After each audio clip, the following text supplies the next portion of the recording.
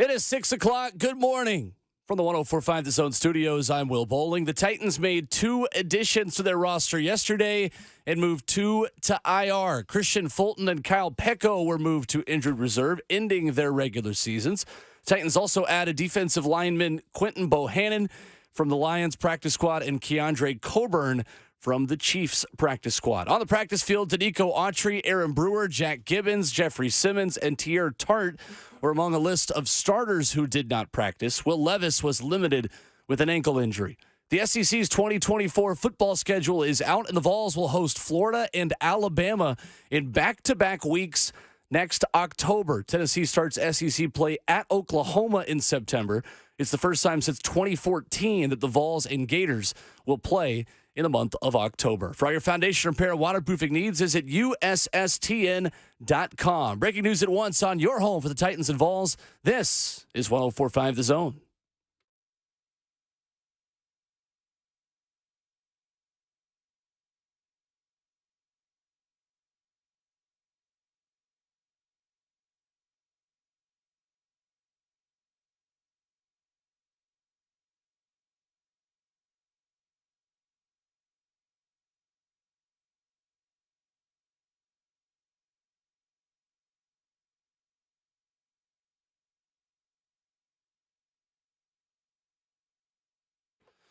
Thursday morning on RKW now. A fast 4 hours getting you closer to your Friday with a full crew back in studio. We've got Ramon Foster back from a one-day hiatus after a trip to South Beach. Kayla Anderson, Reed Smith flying the plane this morning behind the glass.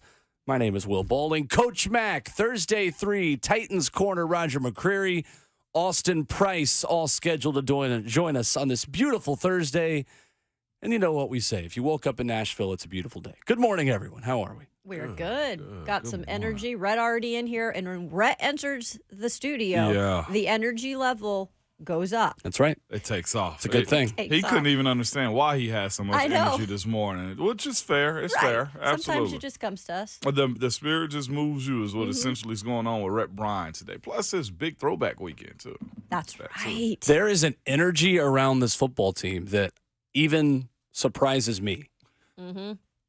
Like, genuinely, there is. I have had so many people want to talk about the Titans this week after seemingly before this Monday night game. It was just checked out. It's great. Yeah. It's a good thing. It is. Fascinating, man. Ran into White House's mayor yesterday at Costco, man, too. Really? He enjoys listening to us. Does he live in a White House? Nice. Yeah, huh? Does he live in the White House? Actually, in the Black House. Oh, is it? Yeah, no. Shoot. Couldn't tell you. Probably brick. Yeah. Just never know. It's a good bet. But he did say this. He welcomed into the conversation and was like, hey, listen to you guys in the morning. I was like, appreciate that, man. I had a real good conversation with him at Costco. Had to check on him, make sure everybody in the White House is fine because of that area and everything. But that line of tornadoes missed them. So, but yeah, everybody's talking about the Titans right now, man, which is good. You see what winning does, though? Even one game, it's been a minute, right? It is. And on the road and the significance of it, too. That's why it's always fascinating when people, mostly fans, want to tank, you know? Yep. The guys in the room, and I'm sure, Kayla, y'all experienced that also, it's a whole lot different feel whenever there's a dub coming up behind what happened the week before. So it's always exciting. Absolutely love Victory Mondays. Well, Victory Tuesdays in that case. Robert Walsh off this morning. Reed Smith making the show happen. Reed, how we feeling? Good morning. Morning, guys. How are y'all? Morning, Reed. Great. Is it your first time on the mic live right here, Reed? Not the first, but one of the few times. Reed, you're supposed to say yes. No matter what. Yes, first time. You've got a nice voice, Reed. He You've got a does. nice voice. Reed and I have now been on a show together at like 11 p.m. and 6 a.m. Yeah, and this when I first started shadowing Bert, this was like the first time we actually met face to face. We just talked I know. like we never saw each other. Hey, Crazy. Reed, I got 2 words for you. You ready? Yeah, I'm ready. Go on! There you go. Yeah. Is Reed a Vol? He I am. is. Look at that. All We've of got the- so many in The this building. influx of new talent that we've had in this building. They're all Vols. Yeah. I ain't mad at it.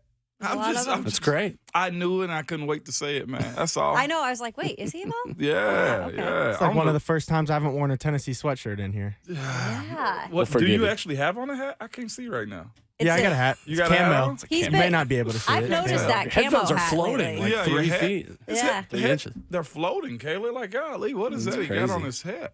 You going hunting after this? I wish. You a Fair hunter? enough. You are a hunter? Sometimes. Okay. You and Bert can I go know. do some stuff. We He never got that venison. We never did. Well, he's going back home, I believe, Yeah, this he's weekend. going okay. back home. Okay. Bring some deer jerky back for Coach Mack when he returns. If Yes. he doesn't, we send him back. We send it back. Home. Knew that was coming. You knew it. You absolutely knew that. Injury report yesterday, a bit longer for the Titans. That's expected off of a Monday night game and a short week. Non-participants, Danico Autry, Aaron Brewer, Jack Gibbons, Kyle Phillips, Kevin Rader, Tier Tart, Jeffrey Simmons, and Josh Wiley. Limited participants, Daniel Brunskill, DeAndre Hopkins for rest, Will Levis with an ankle limited, Sean Murphy Bunting with a knee limited, and Kayvon Wallace with a quad limited. Cal Pecco and Kristian Fulton moved to injured reserve. We'll talk a lot about Kristian Fulton today, Kayla, and what he specifically said in the locker room, but it is very likely that he has played his last game as a Tennessee Titan. It's kind of weird to think about, considering he was a second-round pick. My goodness. He was second round? As far as second-round picks go, too, he was Holy far from the moly. worst. Yeah. He was actually serviceable there for a hot minute. He just couldn't Right. stay healthy. And then this year, wasn't really healthy or super serviceable. No. And I think the biggest thing, we'll talk about him a little bit more in depth. The biggest thing that I noticed this year is when he was talking to us, he kept alluding to the fact that he did everything he could to get his body right in the offseason. You know, having that out of, state trainer. He went down to Miami and trained and did all that stuff. He looked the part when he came back to training camp. And for a minute, it looked like he was going to be healthy. And it was just like the minute that injury hit him again, you just knew he wasn't going to be on the field consistently. And it sucks because this is his contract year and everything. Like you guys said, we'll talk more in depth about Kristian Fulton. But to end that season on IR, to pretty much tell you exactly what it is at this point, man. Hopefully his resume for his sake and his family's sake, man, is good enough to get him, a deal somewhere else. So we'll go more in depth about that. But, yeah, probably his last game here as a Titan. And you hear from him later on in the show as well. Interesting, he mentioned in his conversation with the media, says, I still think I'm one of the best corners in the NFL. Mm-hmm. Got to have that confidence. Have to. I know, but there's a lot of statements about watch the tape and you'll see, and then we're watching the tape and what are we seeing from Titans and former Titans recently? Yeah. We'll talk more about it when it all breaks down on how his career has gone here. And you never know what's going to happen. You just don't. You might have to come back on a one-year prove-it deal. I mean, there's so many different avenues with what he's done so far. It's like, yeah, somebody could sign him, but how confident are you in having him as your starting cornerback when specifically for him, injuries, the availability is where it becomes problematic for him more than his play because he had a stretch about 3-4 games where he was actually crushing it. Remember this year? Yeah, right. Middle of the year. We talked about it. We were like, we apologize. We'll back off a little. And when it's good, it's good. But his availability every single time, it burns him every single time. And I think that's what Vrabel's made clear about the types of players on his team. Like, if you're not available at some point, you're not going to be here. You know what lead we buried to and did not go more in depth on it?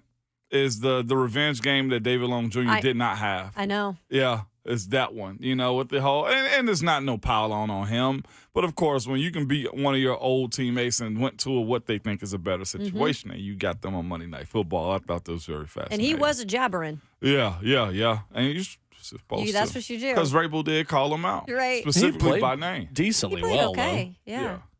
And it's not his fault. His secondary gave up all of the yards on the last couple of Couldn't drives. be I thought a he secondary. he led them in tackles. I think he did kind of have a little bit of a revenge game. He has been That's why we good. didn't talk about Yeah, it. he had 2 tackles for loss and everything. I'm Yeah, looking at he it was- right now. he 8 has total been good. tackles. He's solid. Yeah, he was solid. But, of course, coming out with the dub Yeah. is what matters the most. So it is what it is. That record's better than the Titans, so he can always just say, hey, look at our record. But he's been healthy. And the one thing that he did this year was stay for what looks like the entire season. And Kristian's situation is looking like on the back burner right now. Yeah, so I look forward to Kristian being a lockdown corner who's available for all 17 games next year for somebody. Don't say that. Yeah, I don't think with Kristian that's going to happen. Yeah. But interesting with Miami, just the conversation around that side of that game. Obviously, nationally, Miami's going to get a lot more of the shine, considering they're a legit contender. They've got the Jets at home this weekend. That's an 8.5-point line for them. Saw that. They are on fraud watch in a lot of ways. They still have not beaten a team with a winning record. I know they beat the Broncos, and the Broncos now have a winning record. That doesn't count.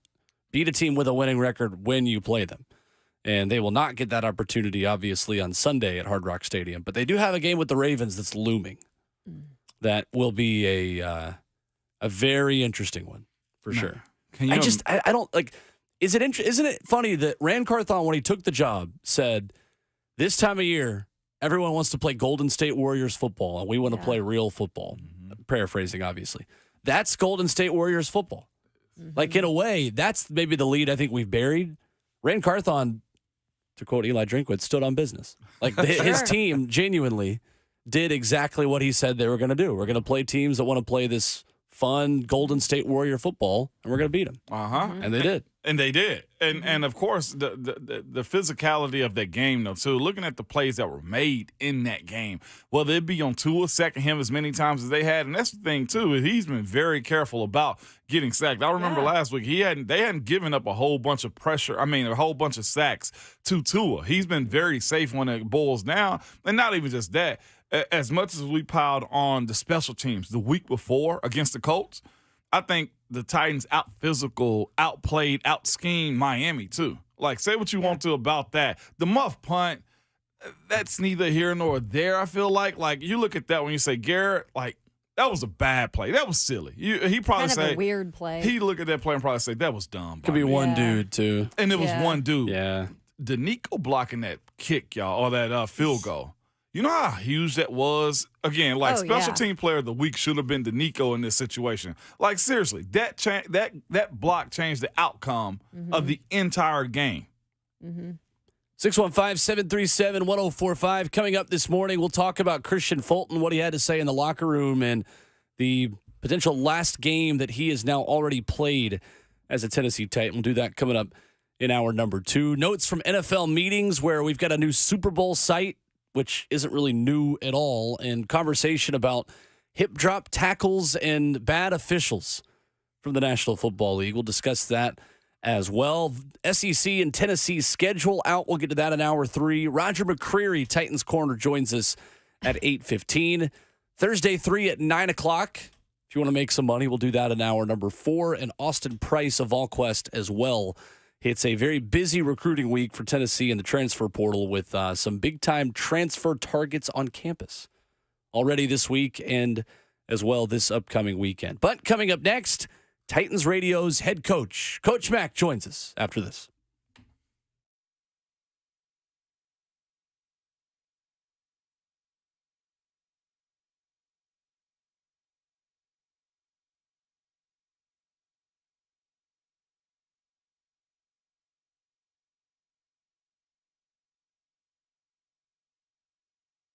Don't go through another year with that awful joint pain. Call QC Kinetics right now and make 2024 the year you are getting back to living normal life again. Hey, it is Kayla Anderson, and QC Kinetics can give you your life back. They are the nation's leader in regenerative medicine, and these are all natural treatments that can actually repair and restore that damaged tissue, giving you pain-free movement again. We all want that, especially this time of year.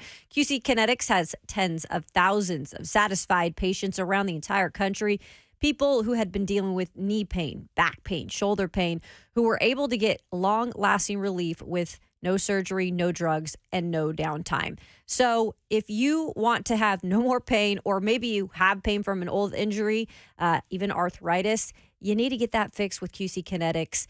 They are the future of medicine. So you can get the most out of 2024.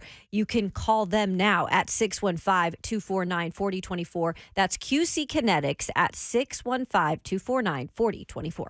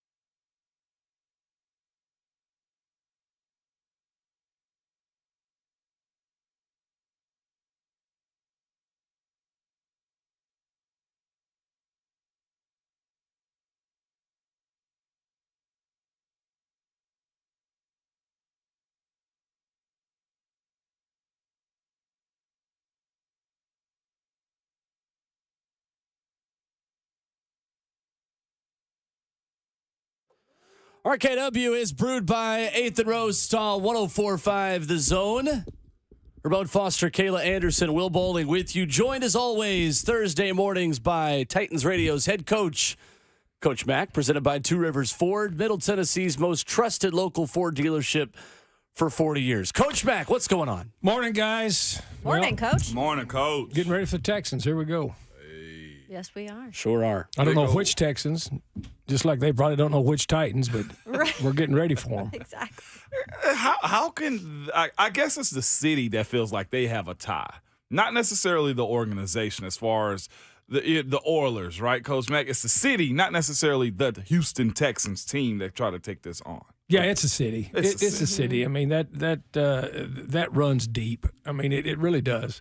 I went to Oilers training camp in 1969 at when they were in Kerrville, Texas, at Shriner Institute. So Kerrville, Texas. Yeah, the Oilers, you know, what they did, the whole Love You Blue thing ran pretty deep for that city. Now, you know, anyway.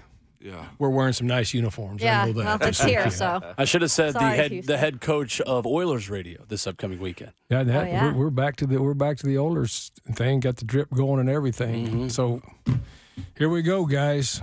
I mean, coming off of something that was pretty exciting for all of us. But the thing that has to happen, you know, in the National Football League, as you guys well know, and our you know, the fans can revel in it all week, which they need to do. Mm-hmm. They need to celebrate it, feel good about it. My phone blew up, you know, from the time we left J-Lo's club. It's always blowing up, Coach. Yeah, we left J-Lo's club to the time that we landed here and then came back, and that's great, and that's what it's for, you know. But the football team itself, you got to reset.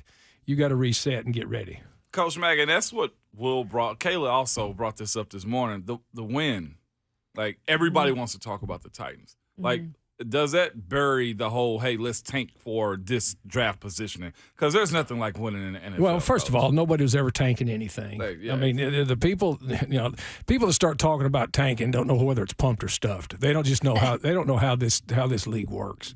You know, they really don't, because look, people think, and that aren't involved in this. All you guys are involved in it. I mean, Ramon and I have lived it, you know, most of our lives. And so the thing that happens is they think that the rewards of this business are everything that comes with it, the money, you know, they see all of that stuff. Those are benefits.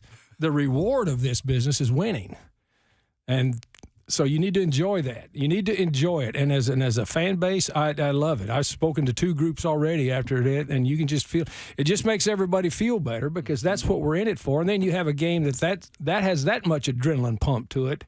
You know, it just ups the ante a little bit. But you've got to reset as a football team. You've got to reset pretty quick from a Monday night, because what do we get back, Ramon? 2:30 in the morning. Yeah, you're back at 2:30 in the morning, and you're working off of that, you know, adrenaline pump that you had for that whole 3.5 hours down there.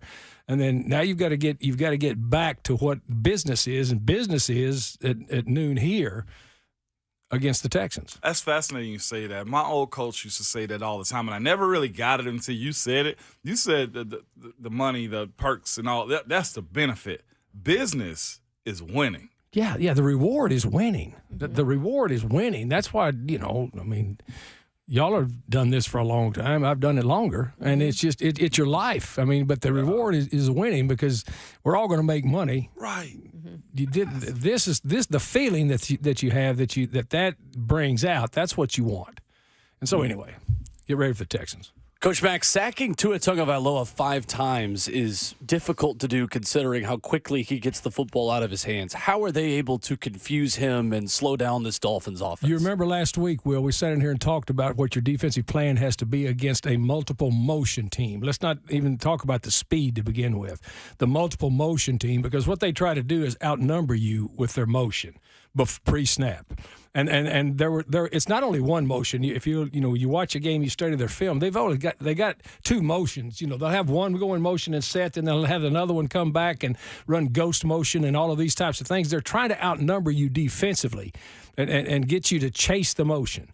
Well, and I get to watch practice all week, and I was watching, you know, what Shane was doing and Mike Vrabel in this defense. I mean, they worked hard on surrounding the motion.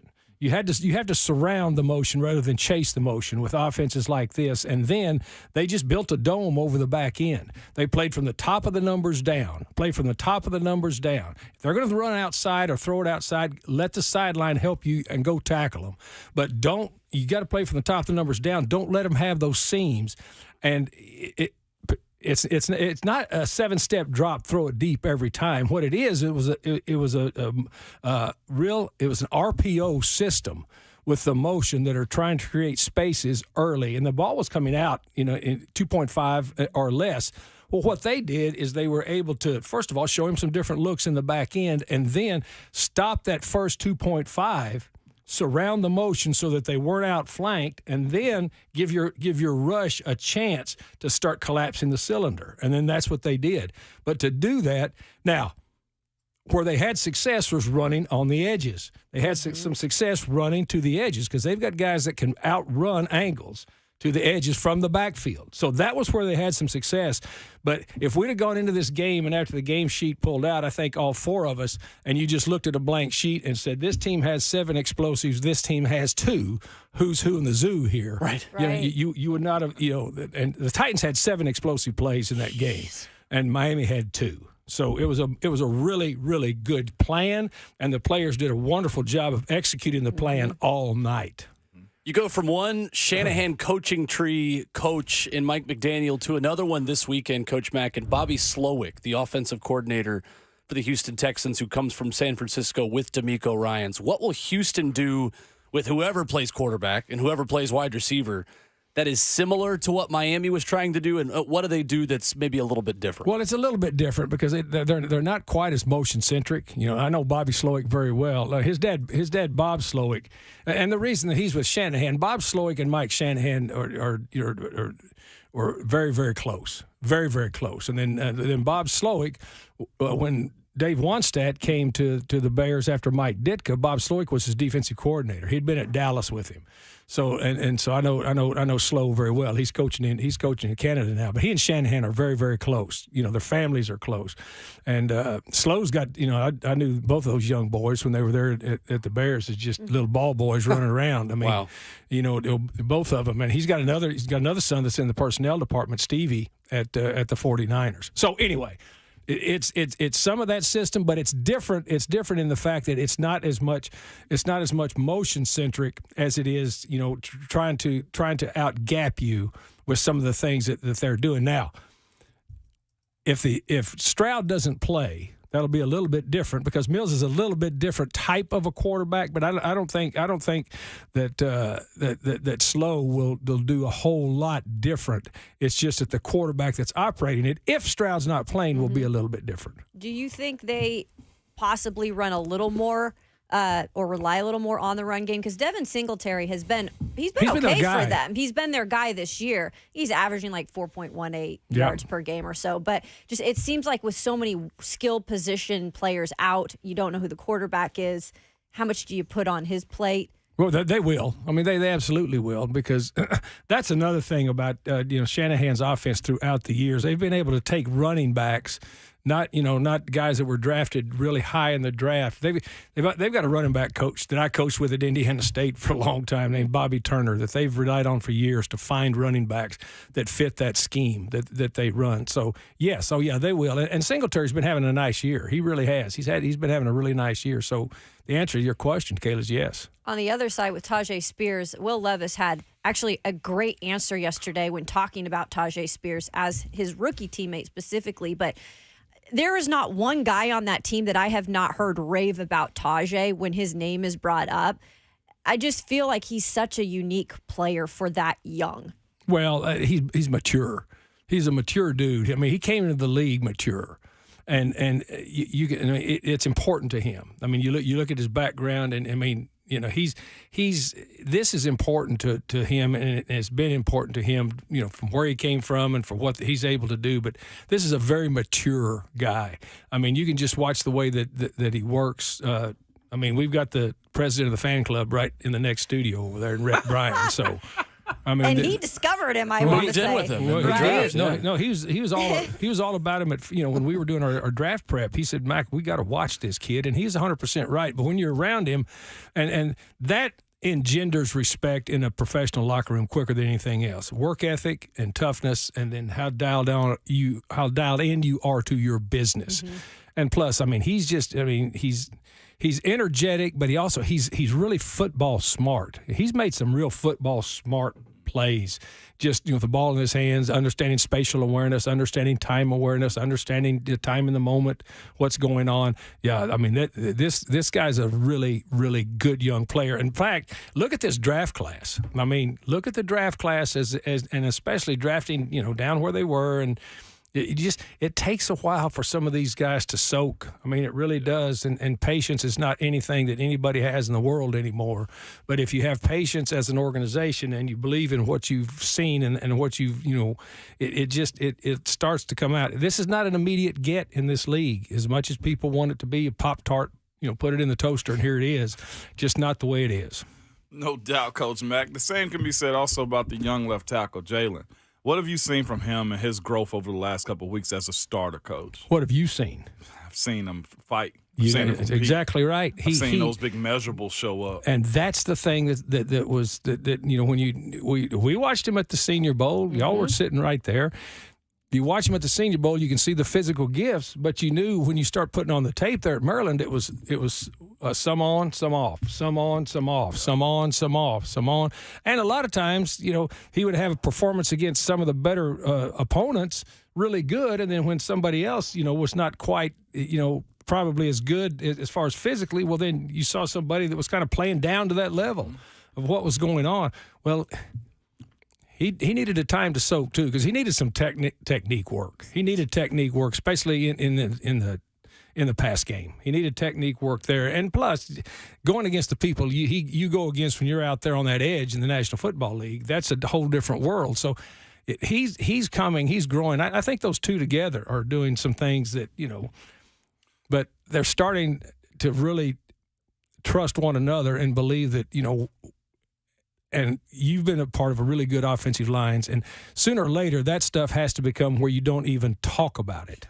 It has to just feel it. You have to be able to feel it and see it and know it, and they're not there yet. They're not there yet, and it's going to take a while for all of that. But when you've got those type of physical attributes, you can just see it. You can just see it now. He's gaining more confidence. You can see it when he runs on the field at practice now. Sure. I mean, you can just those types of things. I mean, I've watched young players grow in this league for a long time, and you can see if they have a little success in some real situations, then it flips a switch. No doubt. The other side of that too. I mean, just offensively. I think we're seeing a little bit more of the flow, the give and take of Tim Kelly calling the offense. Some of the times you're like, okay, you see the creativity, you see the motions, you see the double pass, the reverses, but the idea that this offense is progressively moving forward with what I think fans want to see, what the NFL is mostly doing also, but just the playmaking and schematics that Tim Kelly has put in place, you got to be very optimistic that he can grow with Will Levis the same way. Yeah, well, I think Will Levis we're watching a young quarterback grow up before our eyes. It's what we're seeing, and we're watching a lot of different things, and yeah. But again, you want to break it down to what really happens when you have success on first down in the National Football League offensively. It changes the script. Non-success, and then we'll get into an area where they still have got to eliminate from their game is the unforced errors. You have success on first down in the National Football League offensively, then you put defenses on their left foot. If you are working from behind the chains because of something that you've done to yourself, if you jumped off sides, if you've held, especially on first down, overcoming 1st and 15 and 1st and 20 in the National Football League is hard.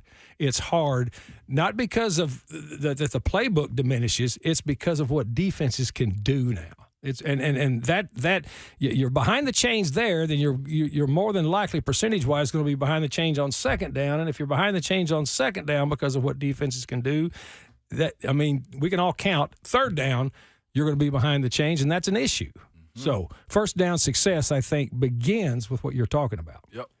Coach Mack, we've got Roger McCreary coming up on the show later this morning. Where are you seeing him take a step forward in his second season this year? He's a lot like Ty J was when he came in. He was just a football player. He is just a football player. He's one of those guys you put the tape on.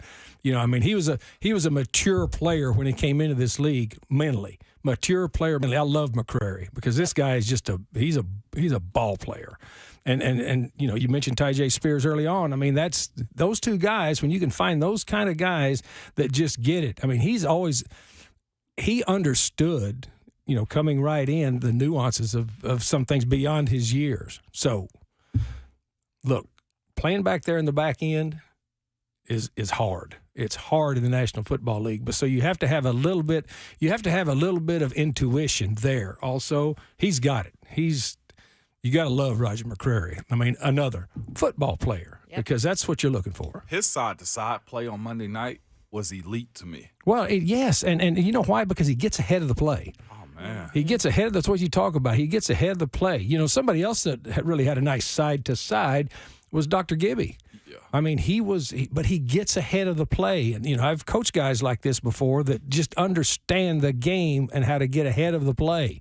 And if you line them up to run them in a race with some of these people, they may not be the first guy across the line, but they will be the first guy to the ball because they can diagnose it and they can get ahead of it.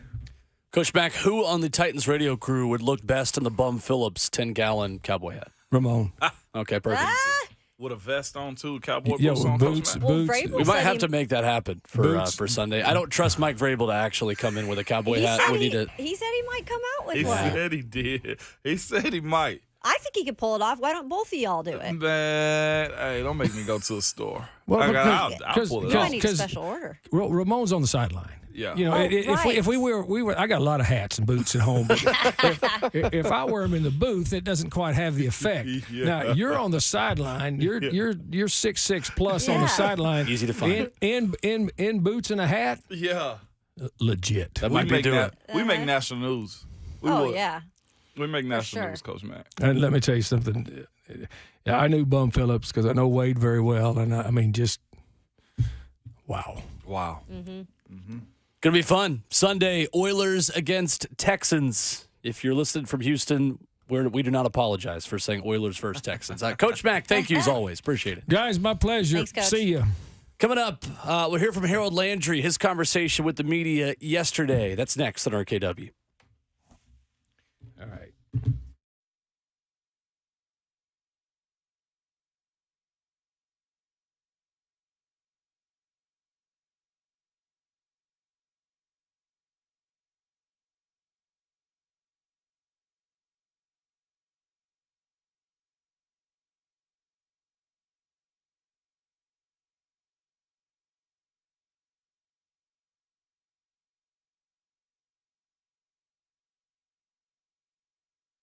At Genesis Diamonds, they are rolling back prices and finance rates so you can get that headliner gift for your special person this Christmas, okay? Maybe it's a pair of diamond earrings or that all-new designer fashion bracelet or that dazzling 2-carat diamond ring. It's all more affordable because at Genesis, they've got special pricing across the board and zero-interest financing for 5 years. So you can get that $3,000 diamond pendant and pay just $50 a month or that $6,000 diamond eternity band for just $100 a month. Everything's included in this amazing holiday offer. All GIA certified natural diamonds and all lab-grown diamonds are included. Even all their luxury pre-owned Rolex watches. Imagine that $15,000 Rolex for just $250 a month. You can even finance the sales tax. And don't let talks of rising prices and high interest rates dampen your holiday spirit. At Genesis, they're lowering prices and taking interest rates down to 0. So get that amazing gift they deserve and make your money go farther than ever. Merry Christmas from Genesis Diamonds. They're located in Green Hills and Cool Springs on approved credit.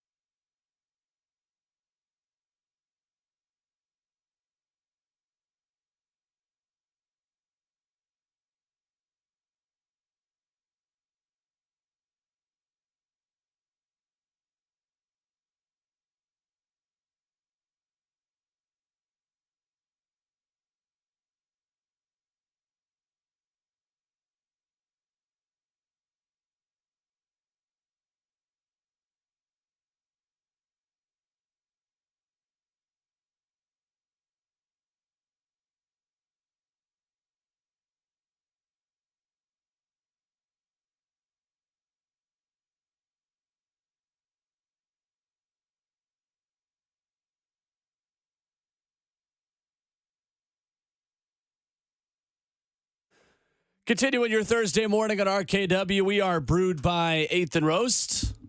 615-737-1045 is our number if you want to jump in. Kayla, what was the locker room like yesterday at Ascension St. Thomas Sports Park? If you want me to be honest, it was actually a weird day because of the late start with getting back in the groove. There was actually nobody in there.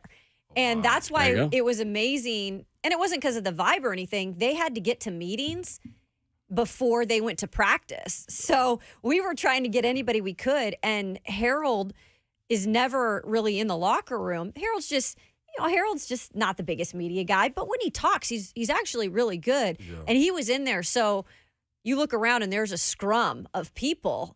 And it was like hard to get in. So I actually went back to Harold after the scrum and asked him nicely if I could just do one-on-one with him. And he was very kind and he said, sure. But that's about the biggest guy that was in there yesterday. Yeah. Oh, Harold got a reason to be in there also. AFC Defensive Player of the Week. Is that a first for him, if I'm not mistaken? Has to be. I think it might be, first actually. For him. That's big for Harold, man. Excited for him. What better time? That platform matters. Monday night matters. Yeah. And here is Harold Landry yesterday for our first Q&K of the morning. I think it could build a lot of confidence because when you watch the tape, I feel like we did a lot of good things as a team. And I think we played to our values and the culture that we have here. And I just think you can build a lot of confidence from a win like that. And, hopefully we can string it together and continue to do things we did well and improve on the things that, we got to work on and get a win in a divisional game. Even without Jeff, and he was saying, I'm going to try to make it back this weekend, but without him even, you guys able to get pressure, you guys able to get those sacks. What's been working as of late with this front? I just think the more we play together, the better we play together. And I think just going out there and focusing on executing the game plan at a high level is also a big reason for that. I felt like we had a great game plan going into the game, and I just felt like we went out there and executed as a group at a high level. When it comes to you and your health, I feel like, when you talked to us at the beginning of the year, you felt great, but it's different when you're in game action. You maybe don't feel exactly how you did when you were 100% healthy. You feel like you have just gotten into that groove now and you're kind of back to your normal self? Yeah, I just feel like you get better at football the more you play it, you know what I'm saying? And I just felt like as the season going on, and, in any NFL season, there's going to be ups and downs. You just got to stay the course and keep working and keep practicing and keep focusing on improving, and, everything will fall into place. And that's really all I've been trying to focus on, is just improving each week and trying to make a bigger impact every game. You got the throwbacks this weekend again, obviously, against Houston. What's kind of the biggest challenge with their offense that has been productive, obviously, when C.J. Stroud has been in? Right. He's a talented player, and, it's going to be all hands on deck when rushing him. But they're a talented team. You can see that, they're playing hard for their head coach, and we got to make sure that, like I said, we go out there and we execute at a high level against them. And nothing really different because you've seen Davis Mills too. So if he plays, that probably won't change much. Exactly. We just got to make sure that we go out there and we handle our part, which is executing at a high level. So that's Harold Landry yesterday at Ascension St. Thomas Sports Park. It was fascinating for him, saying the more they play together, the better they get.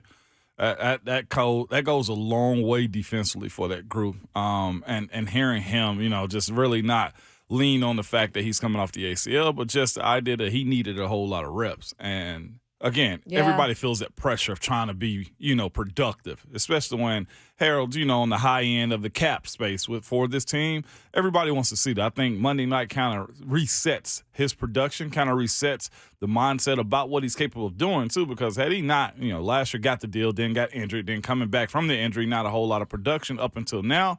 I think you can understand why he's here and what he can mean to this team moving forward, too. Mm-hmm. I wanted to mention, too, I had talked, Jeff was in the locker room, excuse me. He was actually in the locker room, but nobody was talking to him because he talked last week. Yeah.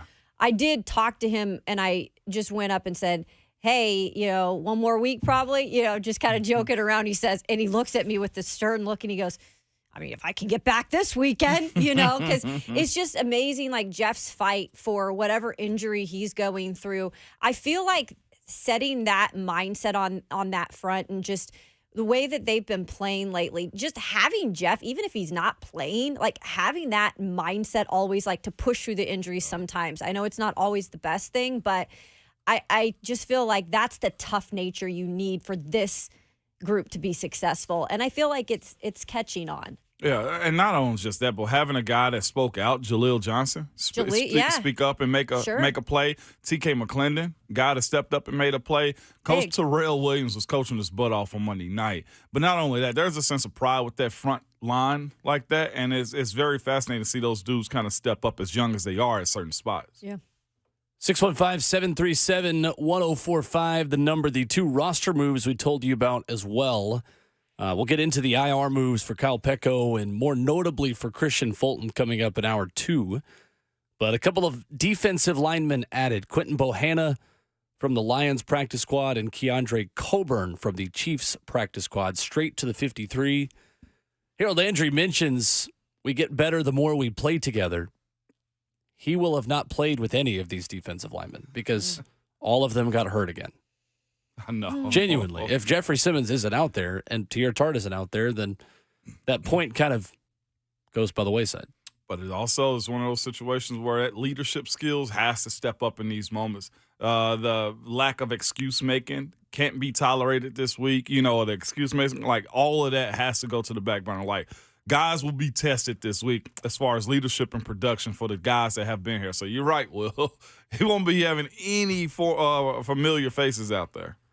Coming up, we'll reset the headlines. Take a look at an interesting answer from Will Levis, who knows he needs to slide more, but is there a balance there? As athletic as he is with the football in his hands, where is the balance between sliding yet also making guys miss when you can? We'll talk about that coming up to begin hour 2. Plus your chance for a pair of Titans tickets, or Oilers tickets, we should say, this upcoming weekend. We'll tell you about how you can give yourself an opportunity to head to Nissan Stadium as well, coming up.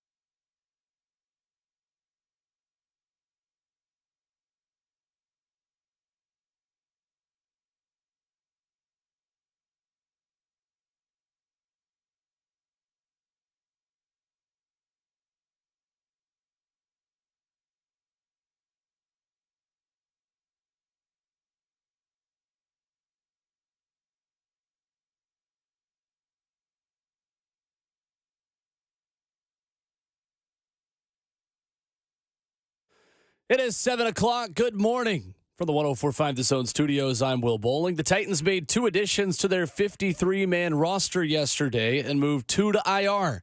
Kristian Fulton and Kyle Pecco were moved to injured reserve, ending their regular seasons.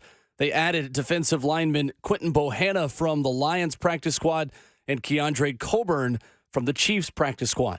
On the practice field, Danico Autry, Aaron Brewer, Jack Gibbons, Jeffrey Simmons, and Tier Tart were the starters who did not practice. Meanwhile, Will Levis was one of many Titans who were limited. He is listed with an ankle injury. The SEC's 2024 football schedule is out. Tennessee will host Florida and Alabama in back-to-back weeks this next October. It's the first time since 2014 that the Vols and Gators will meet in October. Tennessee begins SEC play late September at Oklahoma. For all your foundation repair and waterproofing needs, visit USSTN.com. Breaking news at once on your home for the Titans and Vols. This is 104.5 The Zone.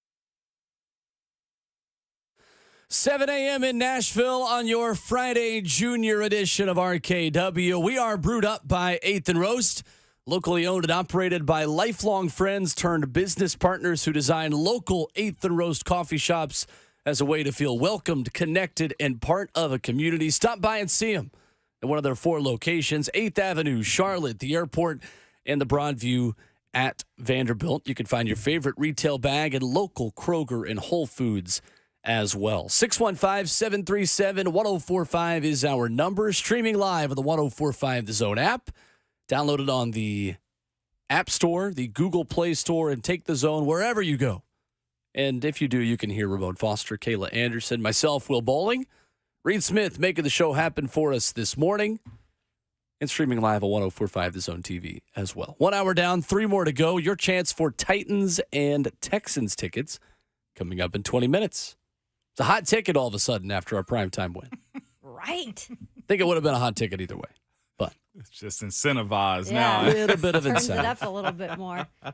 Boy, I hope they come out and win big this weekend because that just Wearing those. it deads a lot of the other conversation too, though. You know, Yeah. like it does a lot. Like fans, and I'm getting on to y'all for a second. Y'all say what y'all want to about, hey, we need to lose, we need to change, we need to fire, we need to do these types of things.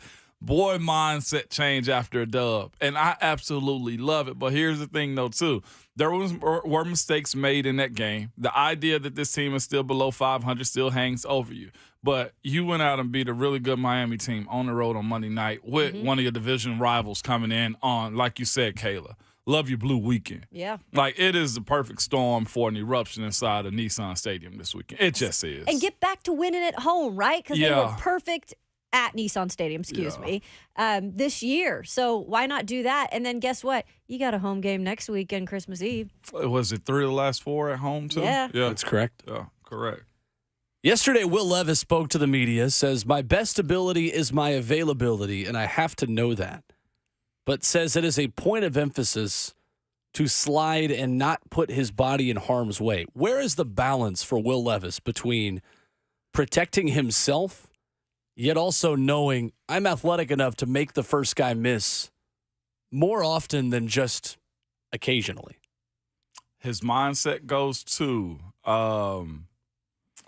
Anthony Richardson, Cam Newton, Joe Burrow, just a long list of guys. Tua last year? Oh, yeah, that's where he goes. The fine line goes to the sideline or sliding. Like, if you are and want to continue to be that guy that gets pulled after the game on Monday nights to talk to the crowd, if you are that guy that still wants to hold the keys to this franchise, you're going to get down. There is a fine line between being hero and being smart. Like, it really is. Like, the hit on Jalen Ramsey was phenomenal. Him hitting a bigger D lineman, not smart. It's those type of situations. Like, and as a rookie, I'll say this: this is almost like walking on, the playground and finding the biggest guy with the basketball and punching him in the mouth. Said, "No, it's my game now." Like, he's earning the respect of this fan base and of his teammates by doing this stuff. Now, I ain't overly mad at it. I just will say this though too: I think we've seen enough. We've seen enough. It's okay to not be tough guy. It's okay to just slide. Vrabel said it on air the other day. Like, you either slide or you get the crap knocked out of you.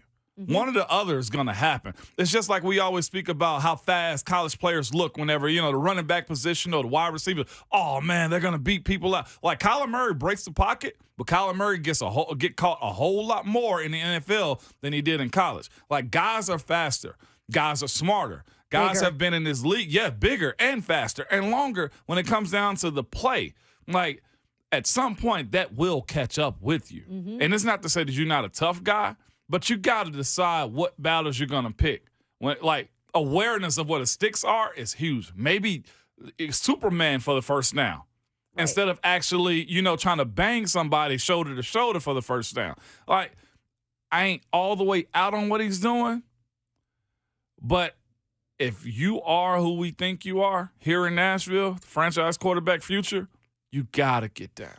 And that's how I look at it, Ramon, is you're new, you're a rookie, I get it. And there's a lot of emotions, there's a lot of adrenaline that is flowing through Will Levis every single game right now because he is on the grand stage. And guess what? He's nationally being talked about. I mean, you get Kyle Brandt's what's it called? Angry the Run of the Angry Week. Run.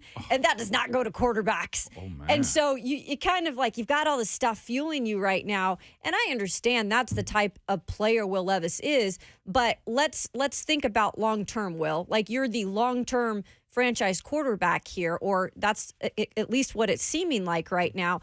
You've got to start preserving yourself, and you don't want to look back and say, oh, yeah, maybe I shouldn't have, pushed my shoulder into that guy in that game because it's not helping me now. I'm on IR. And so I think he is going to learn. I truly believe he's a smart player. And I know Mike Vrabel and staff said before the Miami game, they showed him having success by sliding. Well, now they took it a step further after this game and showed him what success you don't have when you actually don't slide. And maybe that will click with Will. I think he'll get it, though. But it is kind of fun to watch. He's high strong as ever. You hear it. He's talking about failure and success this past weekend. So looking at him speak about that is something I think he's always going to wrestle with too. It's always the next yard for him. He's going to have a hard time just being complacent with what he does, and which is a great thing. But again, his ability to stay available for the squad is going to be crucial for him moving forward. The same thing, and another guy that played that similar way was Ben Roethlisberger. Like, okay, you got to get rid of the ball fast. Mm-hmm. You can't just try to hold on to four people hanging onto your shoulders to throw a pass. Like, eventually that type of stuff catches up. And it's a great strongman mentality, but we're not into that. We're here to watch you throw the ball around and make plays for your team. And maybe the more they surround him with talent here in the next couple of years, the less he feels he has to do kind of on his own. Yeah. I think the thing I would tell him is you can go around someone. You don't have to go through them. Genuinely. If there's a telephone pole in your way, don't run through the telephone pole. Go around the telephone pole. That's fine. Don't take as much of a hit. Even from a defensive back like Jalen Ramsey, his best strength in terms of his elusiveness is how difficult it is to get him on the ground. Doesn't mean you have to be the aggressor in every encounter that you have, right? Mm-hmm. I remember, I think it was Derek Dooley telling a young running back for Tennessee that once, saying, man, if there's a telephone pole, he'd try to run right through it. We need to teach him how to go around the pole and not have to go right through. It was some fourth running back on the team who was a freshman at the time. But there is some truth to that, I think, for Levis specifically. It is. And I say this too. Him chasing success is going to be big for him. I knew being an undrafted, I'm fighting everybody. I'm knocking everybody off that went in front of me. And I'm sure he probably feels that. Also, coming from Penn State, a transfer there, going to Kentucky. Nice. It's those types of things that he was chasing. Not really having, I had to take that shot. Yeah, you expect me to switch up? No. Absolutely not. There were Kentucky fans in my mentions in a big way yesterday. Kentucky really? You see that? Oh, my gosh. About this situation? No. Okay. I was like, what? Because I said on You're Not That Guy yesterday, a guy called in and said, said, "Yeah, you are all not that guy for not thinking Will Levis was going to be very good." And we were like, "Yeah, that's true. Like we weren't really super believers." And the guy said, "And where did he go to school?" Right. And my response was, "What does that have to do with us not believing in Will Levis?" I know. And We just said, "Oh, he went to Kentucky." I was like, "Yeah, Tennessee fans have been cheering for an Alabama running back for the past however long." Like, I mean, seriously here. and then I made the comment that Kentucky's not a rival, and then that got people riled up. Got them riled up. But I'll say this, though, to that same point, that mindset right there, coming from Penn State, going to Kentucky, his senior year not being the way he wanted it to go, and then, of course, the embarrassing night, and if it was reported to be true, his love life, too. I mean, all of that. I love it. It plays in. That's great. I talked about teachers, okay? That's great. I talked about teachers that might have said something to me, okay? Like, imagine I believe it. the embarrassment or the conversation about your love life as a young rookie.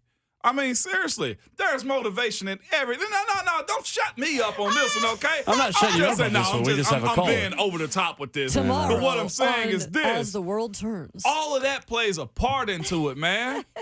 Mike Jones made that song back then. They didn't want me. Now I'm hot. They all on me. Like, come on. Will Levis is probably blasting it on the way to the games, man. Think about it.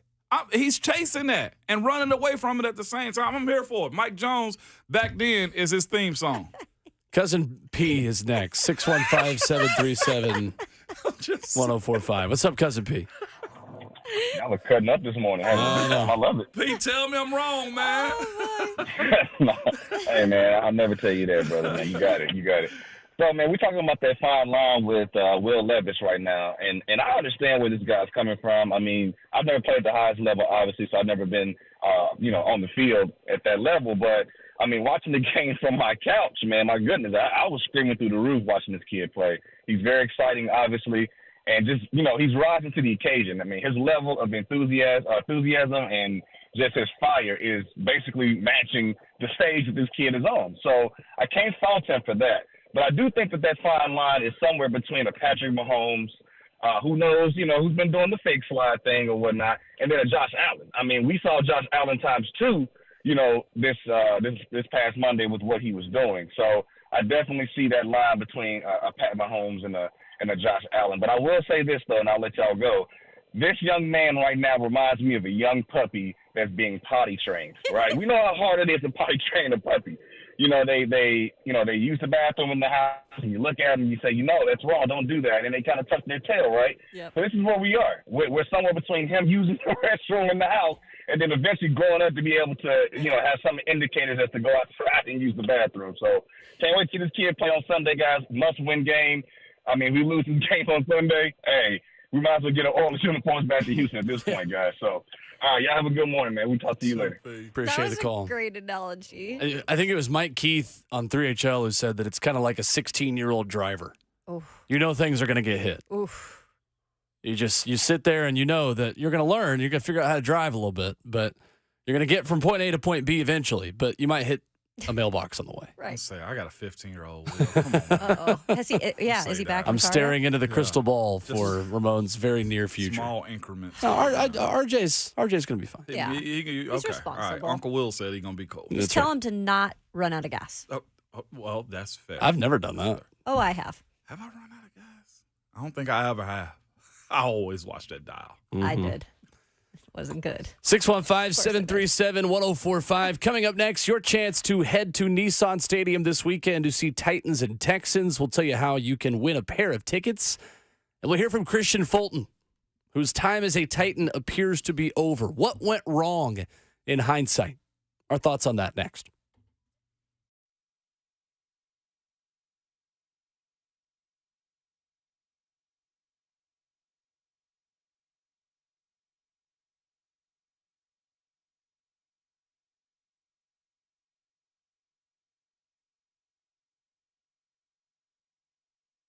It's Ramon Foster for Hiller Plumbing, Heating, Cooling, and Electrical. Good people. Right now, Hiller is giving away cash for the holidays with select purchases.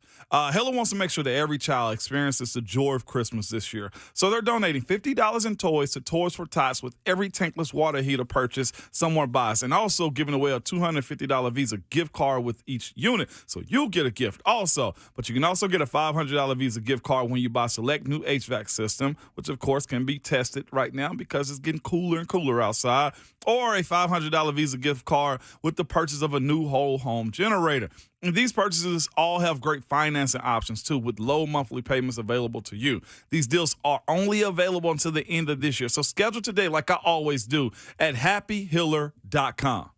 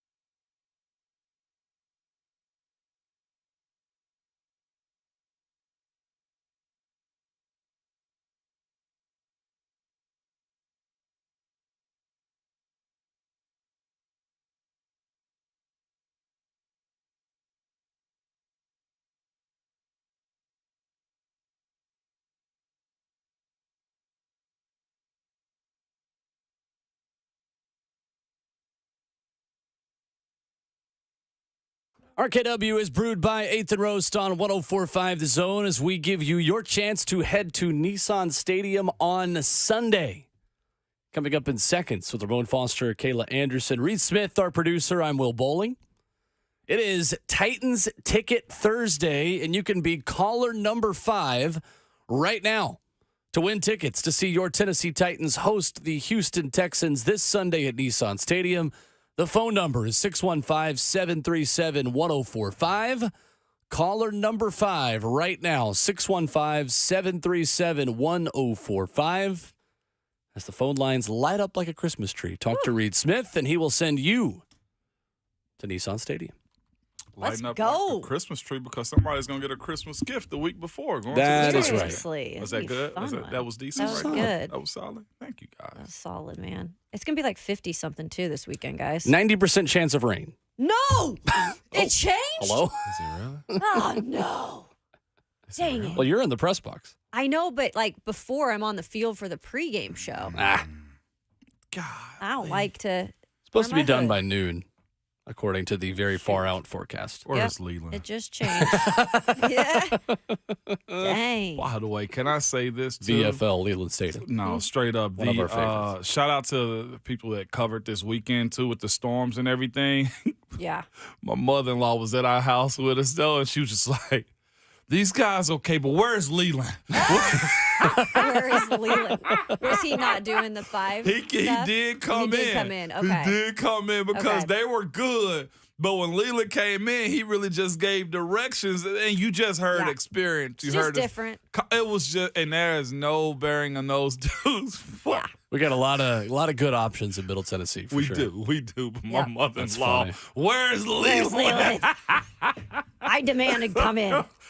He did. That's great. He did come in. I was driving back from Knoxville after the Tennessee-Illinois game. I was watching the YouTube stream of the Nashville Severe Weather guys on Twitter. Oh. Yeah, Those guys just do an outstanding job. they were. Really, really good. That's the Nice. first time I've watched one of their live streams because typically I'm just following the tweets, and they were on it. Yeah. Really, really good They job. So were. shout out to them. So that's why I said it wasn't no crapping on them or nothing like that. It was just Yeah. like, Yeah. where's Leland? Because you're just comfortable with That's what saying you're it. comfortable with, yep. 615-737-1045. Looks like we've got Oh. a ticket winner. So Phone lines were blowing up. somebody's on that. headed to Nissan Stadium this weekend. Guys, Kristian Fulton on IR. Ending his regular season. Technically, he could return in the playoffs. Not likely the Titans are playing postseason football. And looks like he has played his last game as a Tennessee Titan. What went wrong for Kristian Fulton? I know that's a bit of a loaded question considering the amount of challenges he had to overcome specifically this year. But as you look back on his time as a Tennessee Titan, what happened? Man, the injuries and expectations not being met.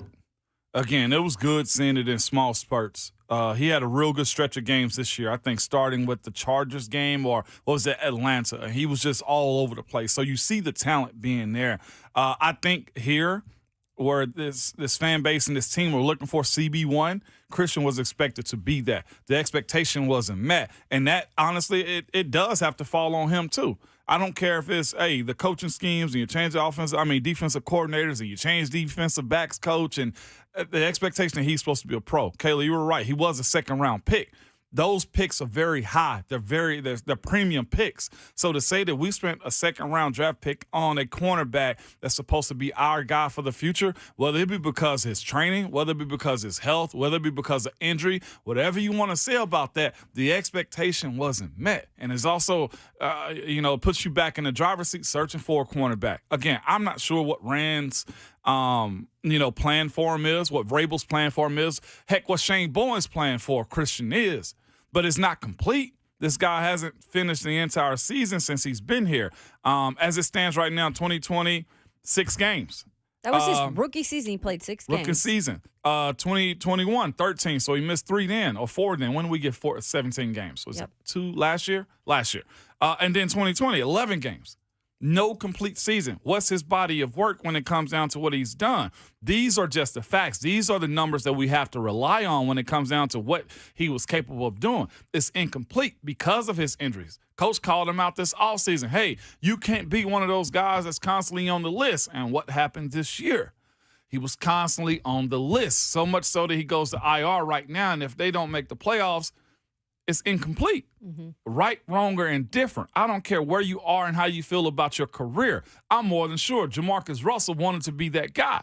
It didn't work out. Marcus Mariota wanted to be that guy. It did not work out. Isaiah Wilson wanted to be that guy. We got to call this exactly as it is. This ain't no pile on the Christian.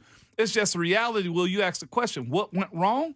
His health, his availability, his inconsistent play at times. When you look at the off-the-field stuff at times, too, whether it be, family involvement, whether it be him defending, like all those things played a part in his career because that's all a part of his story. Now, he gets the opportunity because either it'll be here on the 1 year, maybe multi-year. I don't know how the front office feels about Kristian. But when you say, is he going into free agency as a strong candidate? He's probably second, third tier. He'll get a shot. He's talented. Yeah. But he's got to be out there. I know I was chosen over a guy because I'm going to be like the number one at your favorite restaurant. At your favorite restaurant, whether it be Wendy's, McDonald's, or Burger King, most people can probably tell you what they are. I'm going to be there. You're a 7 out of 10. I'm going to be there. Every time. Yeah. Every time. It was 2021, by the way, that went to 17 games. Yeah. So, but he's yet to have a complete season. Of course. You know? I mean, he's played in 4 seasons, 41 games. I mean, for a guy who was supposed to be one of your top cornerbacks, and yes, the other one, it was supposed to be Caleb Farley. Need not I remind you that was a first-round pick. We can go into that at a deeper rate because I still get fired up about just the decisions that were made under the J-Rob era. But this is a guy, like you mentioned, he just hasn't had the production because he hasn't been available. And when you're not available and you're not on the field, what can you continue to improve upon? Because you're out there, you string together a couple good games, you guys, like we mentioned even this year, and then you're back on the sideline. Just like Traylon Burks, and this is what worries me about Traylon Burks, is he's not been available. And at some point, I just feel like, how can you build on your game when you're not on the field? You heard Harold Landry tell us earlier, it helps when you actually have game reps, even for a guy like him who he's had success here.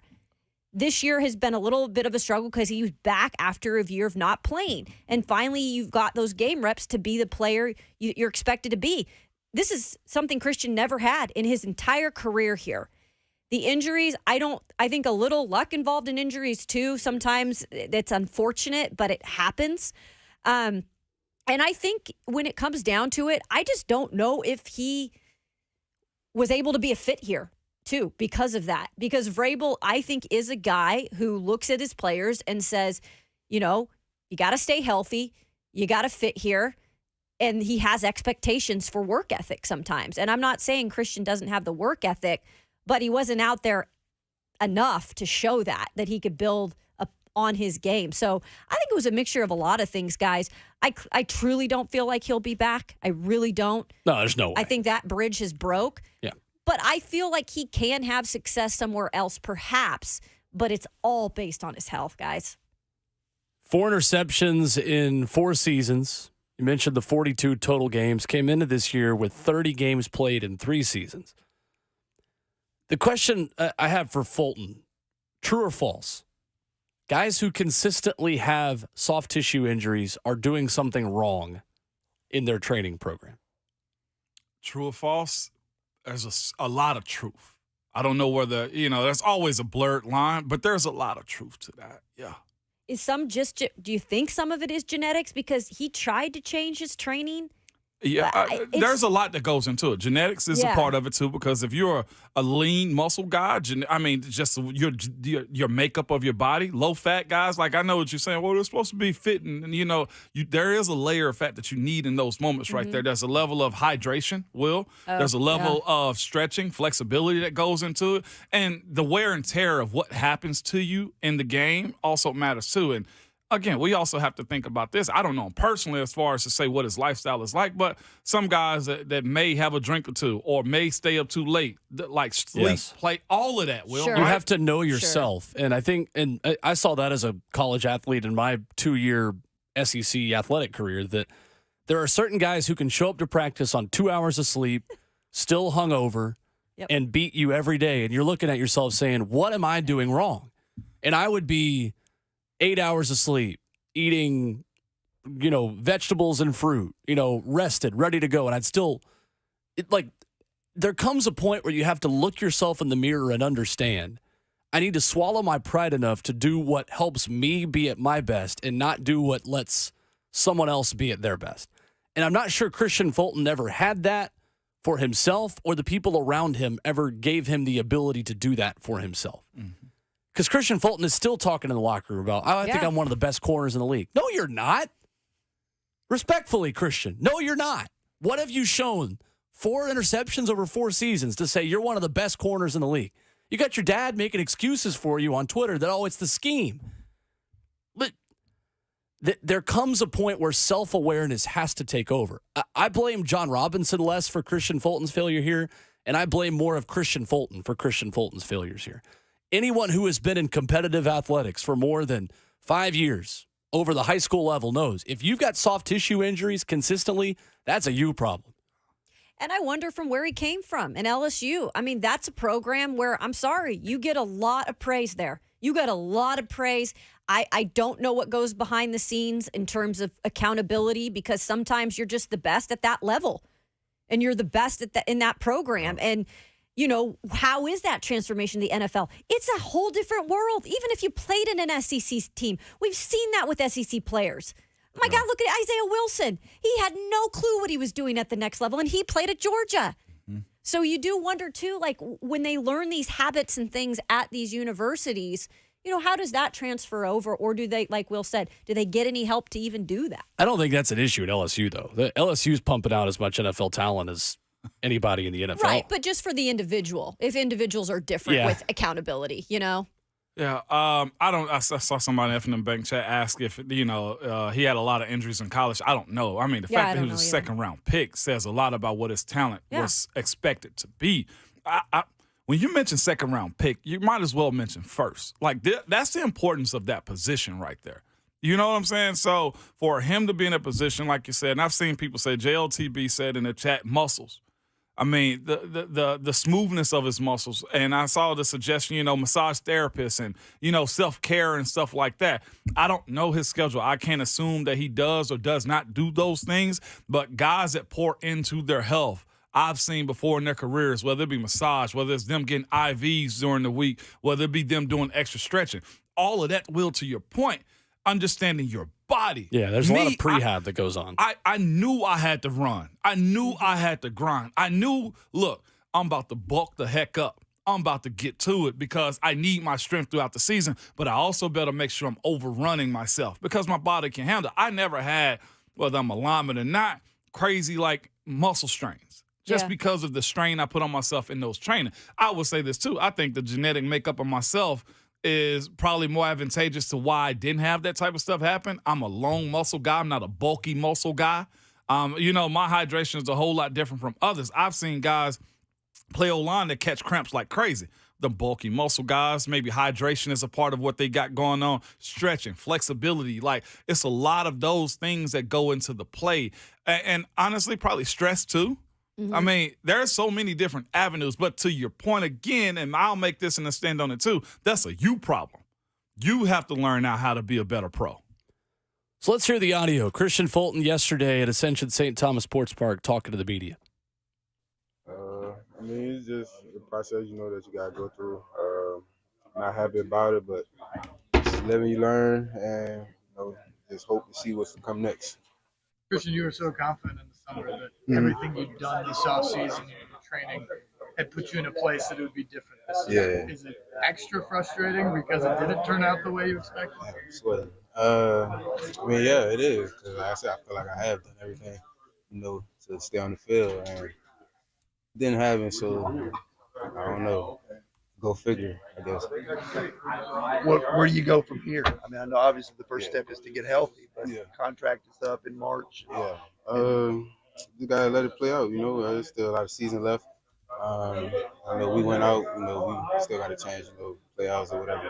So that's just the main goal. I'm gonna do what I can. To help the guys around while I'm still around in the locker room or in the film room. But yeah, you gotta see where it goes from the end of the season, from now to the end of the season. At what point did you feel like this might be season ending, might linger? Did you kind of feel like you'd be able to come back, or what led down IR this season? I don't know. I just found out myself. So, like I said, I was gonna try to get back to the team. I knew we had 5 games left, so I was gonna do what I can to help. Did it surprise you you were put on IR? Did they kind of tell you? Y'all can talk to Brave about it, about how that went down. So I don't know. I just found out, like I said. I know this is frustrating for you. Anybody who, has been here, has dealt with injuries. Mm-hmm. What do you turn to just in terms of keeping that hope and positive attitude, whether it's playing here next year or somewhere else where you can continue your career?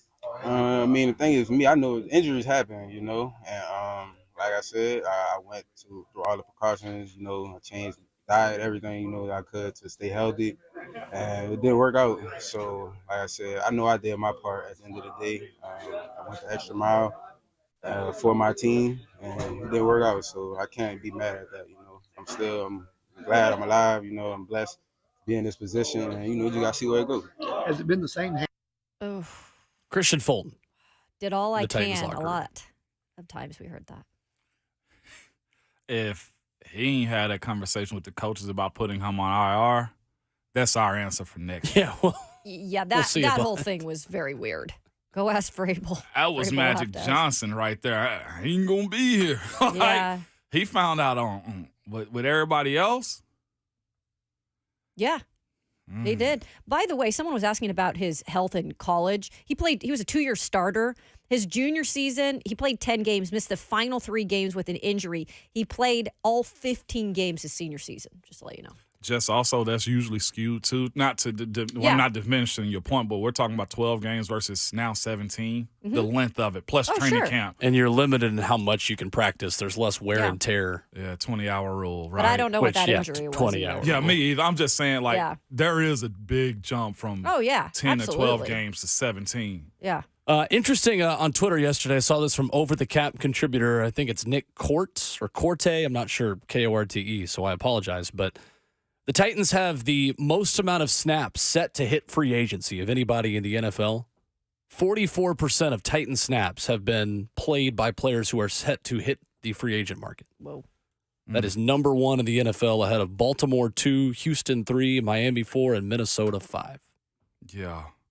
So a lot of those snaps, courtesy of Kristian Fulton, who has played his last game as a Tennessee Titan. And also, to be fair to him, too, I'm getting information from somebody that's super close to him, said that he does not drink, does not do a bunch of crazy stuff. He does do the IV weekly massage I believe therapy, changed his diet, less salt. Yeah. Off season, went down and trained with LeBron James, D Wade trainer in Miami. He's checked every box. This may be a genetic And what thing. I say, luck It may plays just into be a some of strain this. thing.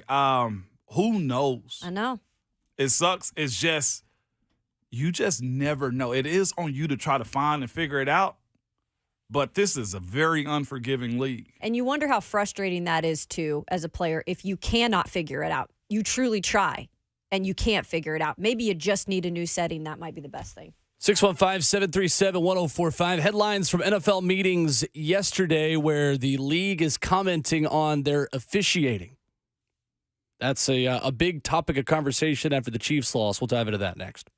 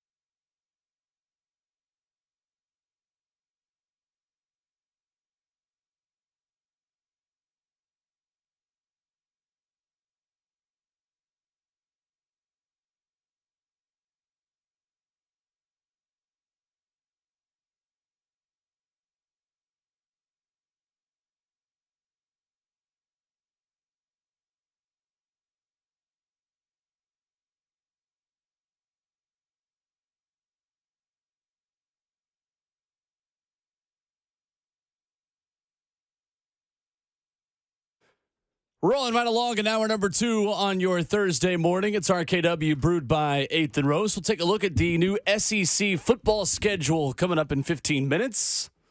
And a quirk for Tennessee that has not happened in 10 years. We'll discuss that coming up next. 615-737-1045. Roger McCreary scheduled to join us at 8:15 as well this morning.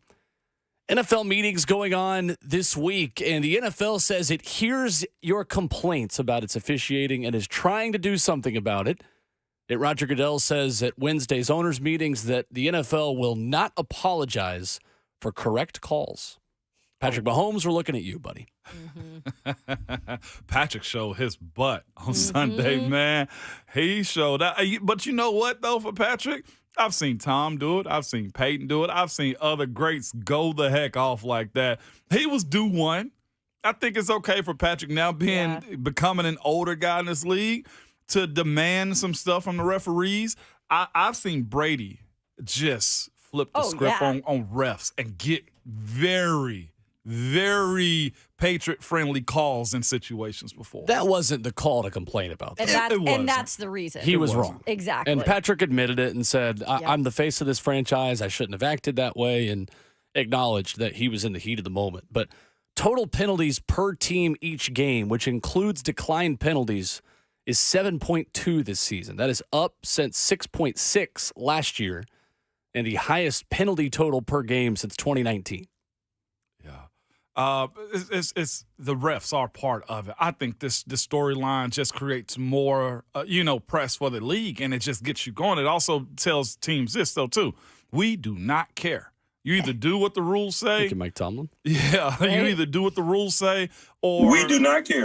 Complain after. I appreciate you, Reed. Or complain after the fact. Patrick was wrong. The reason he apologized is because he didn't see the film. He saw the film on Monday. It's like, oh yeah, it's always Kadarius. Kadarius Toney in these moments, man. He could have been a freaking hero. Where did he come from again? To the Kansas City Chiefs? Was it the Giants? Yeah. Drafted out of Florida in the first round. They didn't want him. He could have been a hero. And I think, honestly, if he'd have had his helmet back a little bit, they probably would excuse it. He just leaned super far. A hero in the Super Bowl. Yeah. He was. Got a ring. He was. He was.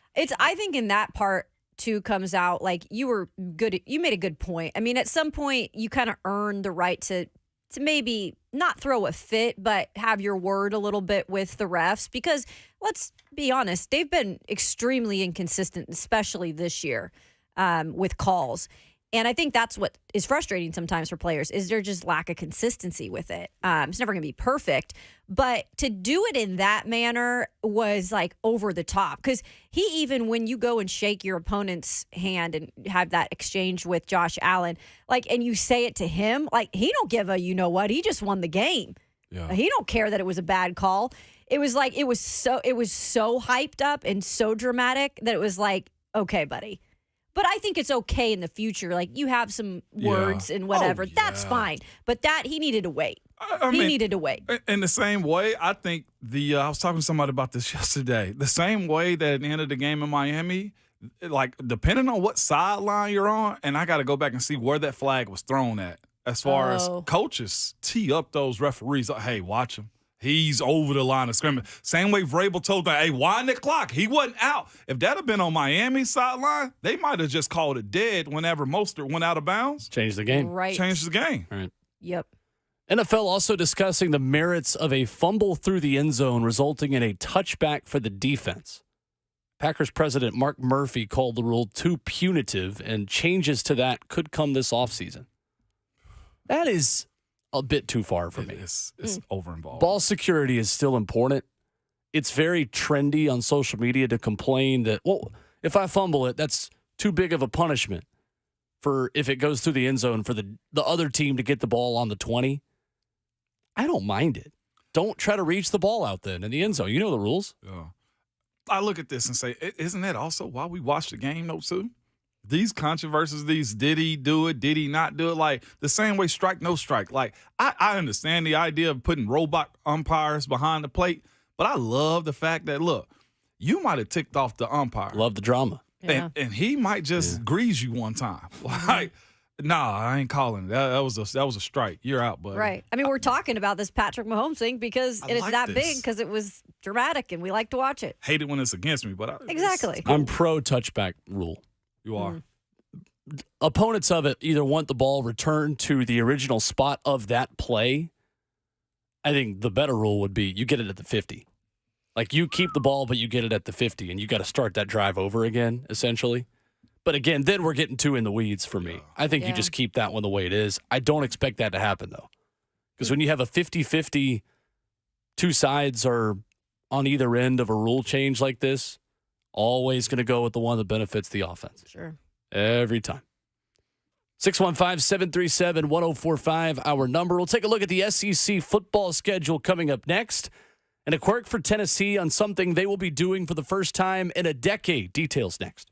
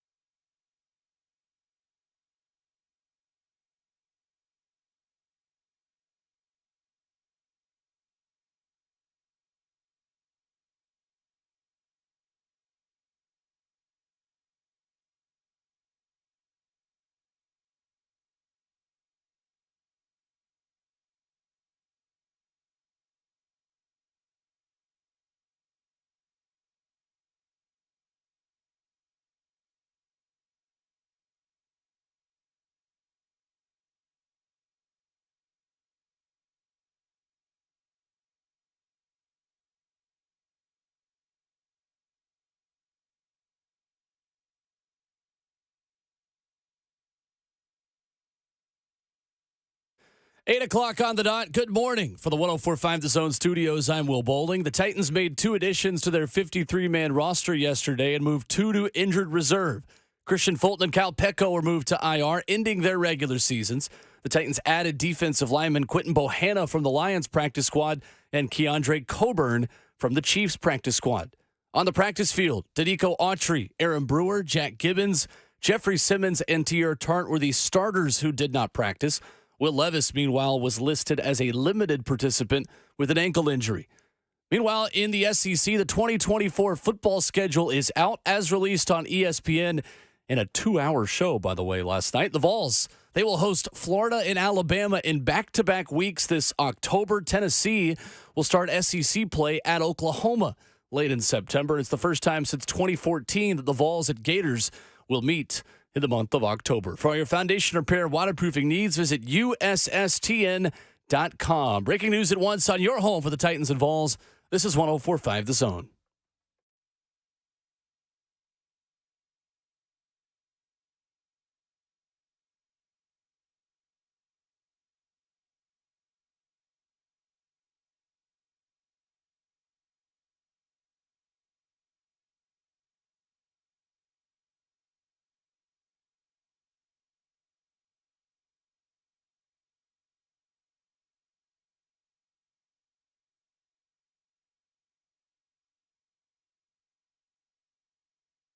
Second half of the show starts right now on a Thursday morning edition of RKW. We are brewed up by 8th and Roast, and in 15 minutes, we will be joined by Tennessee Titans corner Roger McCreary, who will stop by. Austin Price in hour number 4 coming up at 9:20 as Tennessee hosts a big group of potential transfers this week. A 6'5" wide receiver out of the American, a tight end that is a coveted player on the transfer portal market, plus a lot of defensive backs who are getting offers from Josh Heupel and the Tennessee Volunteers. We'll discuss that coming up in hour number 4. 615-737-1045 is our number with Ramon Foster, Kayla Anderson, Reed Smith, our producer.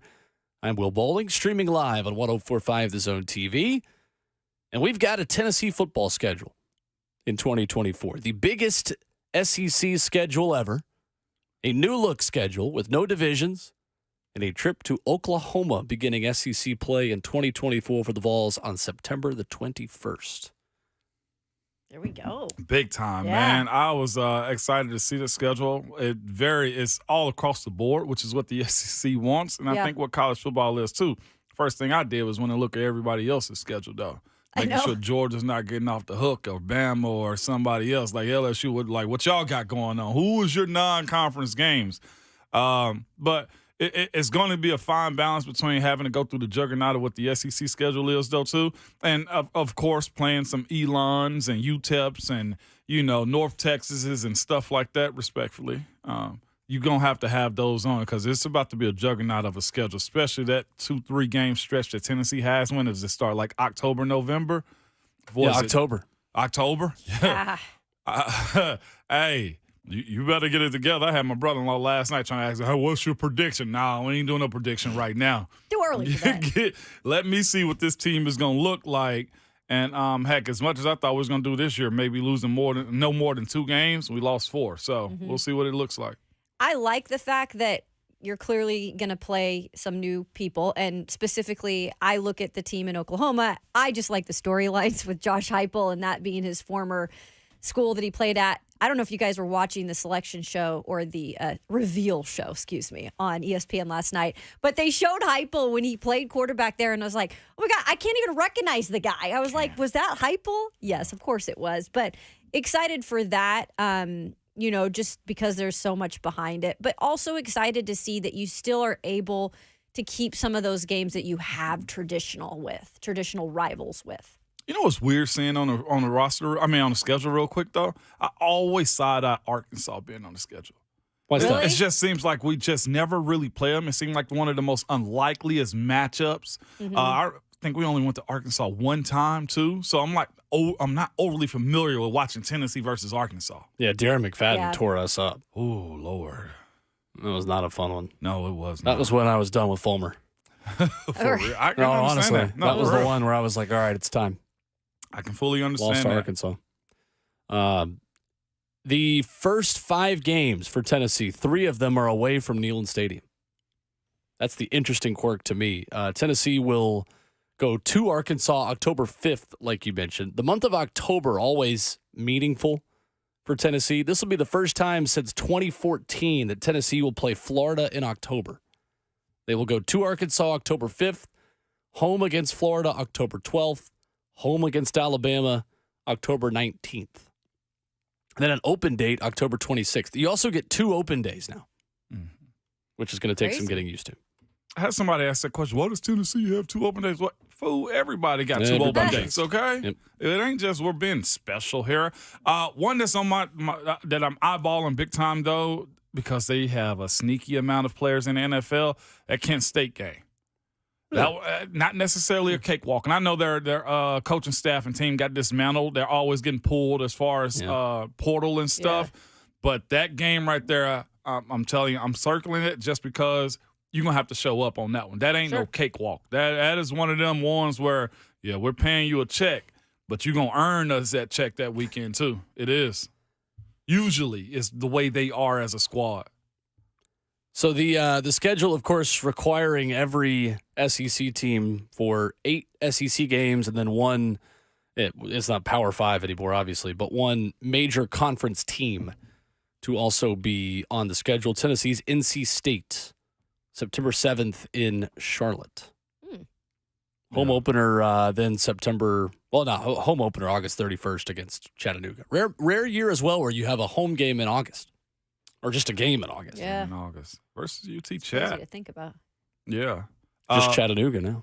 It's just Chattanooga? Yeah, they don't want to be referred to as UT Chattanooga anymore. They say specifically if you call a Chattanooga game, they just want to be Chattanooga. To be fair to them, heck, they've had a few high-round linemen come out of that school, too. So they got some good stuff going on. I don't know if you guys saw any other schedules around the SEC, but a lot of these teams, some of their schedules with, like, the out-of-conference, some of these Big Ten teams they're playing, it should be fun. Well, Georgia finally has a SEC schedule, not a Conference USA schedule this upcoming year. Yeah, finally. Right. Georgia has a legitimate gauntlet. So they start with Clemson in Atlanta on August 31st. Clemson, who's making some big-time staff hires. Dabo Swinney figuring some things out again at Clemson, poaching some big-time assistants. Tennessee Tech at Kentucky, bye week, at Alabama, home to Auburn, home to Mississippi State, at Texas, bye week, Florida in Jacksonville, at Ole Miss, home to Tennessee, UMass, and Georgia Tech. Get how you live. Georgia's not going to walk to 12-0 next year like they did this year. If they're going to win 12 games, they might, but they're not going to just stroll their way through it and only try in about 2 games. We can have this conversation probably next summer, going into college, preview and everything. But how much did that 1-6 actually hurt Georgia? Like, as far as I know, they're stacked and loaded, but that is a hit to them as a school to not be in the college football playoffs as strong as they were all year long. I think, of course, just the idea that Georgia's not bulletproof. Like when Alabama's at the top, they were bulletproof. Georgia actually had a hit, and they actually had a sinking of the tank as far as this year's plan for their team went. I'm not saying Georgia sucks. No, absolutely not. But the perception changes when Georgia slid from 1-6 is what I'm saying. Yeah, it was a big slide because it's just that time. It's so weird. Like, you can have a loss that late, but that's what matters. I mean, because look at Alabama. They had the loss early on. It's almost like the best thing that could have happened to them to play Texas at the start of the season and to be able to say, oh, God, this is not a good team, and work to build to be the team they are now. Yeah. With Georgia, they played such an easy schedule for such a long amount of time. It's almost like when they finally have their first thing of adversity, it hits at the end. Yeah. I don't know. I think the perception is just that Alabama's the only team capable of beating Georgia. But again, to my point, I'm saying this is Georgia takes a back seat. You know what I'm saying? Like, Bama never took a back seat when they were on top. Sure, but Bama didn't win 2 straight national championships. Yeah. I think there's a certain conversation that it is that hard to win 3 in a row. That's why nobody's done it in almost like 70 years. It is, and of course, like I said, to me, it seemed like the altitude dropped just a little bit with what, and I think Georgia's going to come back stronger with what we've seen out of Kirby. His motivating factor is going to be on 10, on 20 this offseason. So I expect them to be strong. It's just that chink in the armor as far as going from 1 to 6 at the worst possible moment and the schedule that they actually have this year, we'll see what they're going to look like as a team coming out of it this year. 615-737-1045. Let's go to David in Nashville quickly before we get to Roger McCreary on the other side. What's up, David? Good morning, everybody. Morning. Here's my question. The refs in the NFL, are they making these bad calls on purpose in order to help some of these teams win? And are they helping them for these bookie purposes? I mean, you got to think about some of these calls that they're doing. It's like it's ridiculous. So are they doing that to help certain teams win? That's my question. Thank you, David. It can always seem that way. Perception is reality more times than not. Mm-hmm. I don't know necessarily, but we've all seen it, whether it be high school basketball games or high school football games. Some teams get certain calls when the game is going a certain way and some don't. I don't want to necessarily blame the refs on this one. This the idea that, look, you got to play cleaner. I would hope the Vegas involvement has no bearing on NFL games or any professional games, though. And if they are, shame on the referees. But I can't see that being the case. Perception is always reality, though, to certain people. Alabama did, of course, win national championships back-to-back. They just haven't done it in a while, was the point. 2011 and 2012. To answer that question, no, I don't think that there's any kind of bias towards betting lines for sure. I don't think that's a thing. I do think that there is an innate bias towards really good teams. I think more so good players, right? If DeAndre Hopkins makes an incredible one-handed catch and his other hand is dragging a defender down, you're more likely to think, yeah, he's capable of making that catch. That's not offensive pass interference. If Traylon Burks or Nick Westbrook-Akine makes that catch, is a ref more likely to throw the flag knowing that that guy hasn't made as many highlight plays? And, if he's doing that, then, maybe that's OPI. What you don't also see on TV, too, is a bunch of the time the players are lobbying to the referees, hey, watch. You mean DeAndre? Him and a bunch I did it, and you should. Yeah. And then eventually you do get that call. Mm-hmm. Coming up next, Titans corner Roger McCreary joins us. Get his thoughts on where he feels like he's improving in his second season. Coming up next.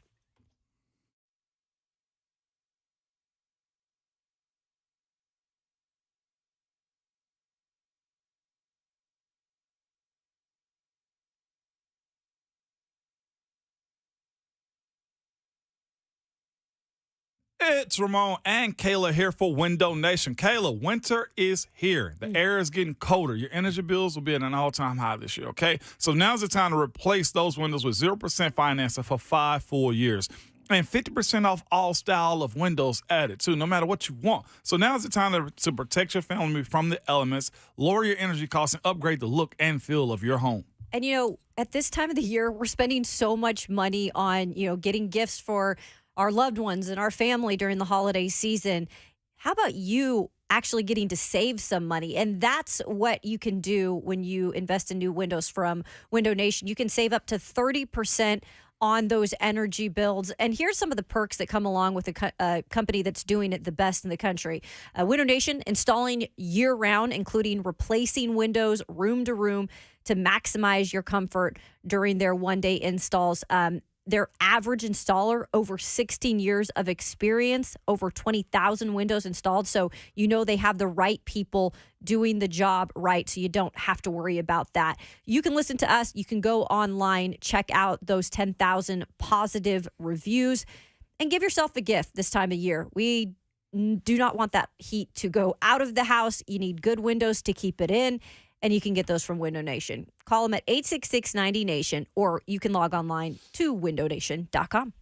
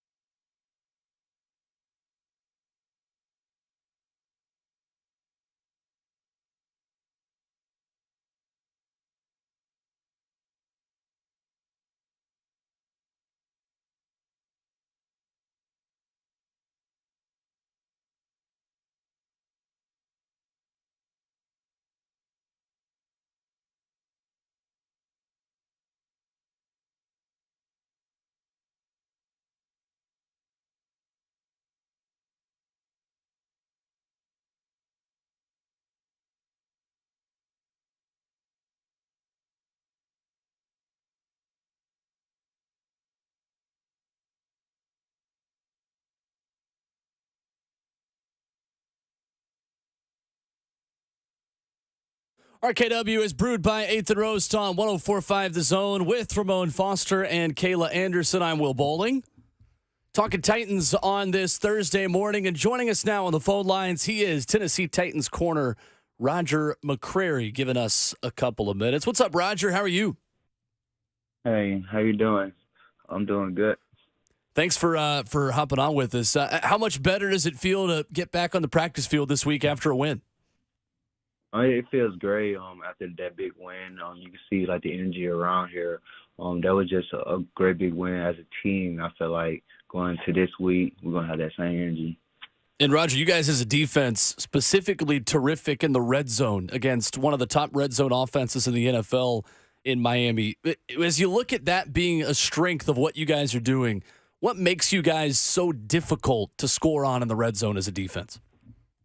I felt like we never gave up. That's our main goal. I feel like we had a goal, we set it, and we know they was gonna have plays when they was gonna get to the red zone. It was just that we just had to finish and just never give up. And I feel like we executed that at the end.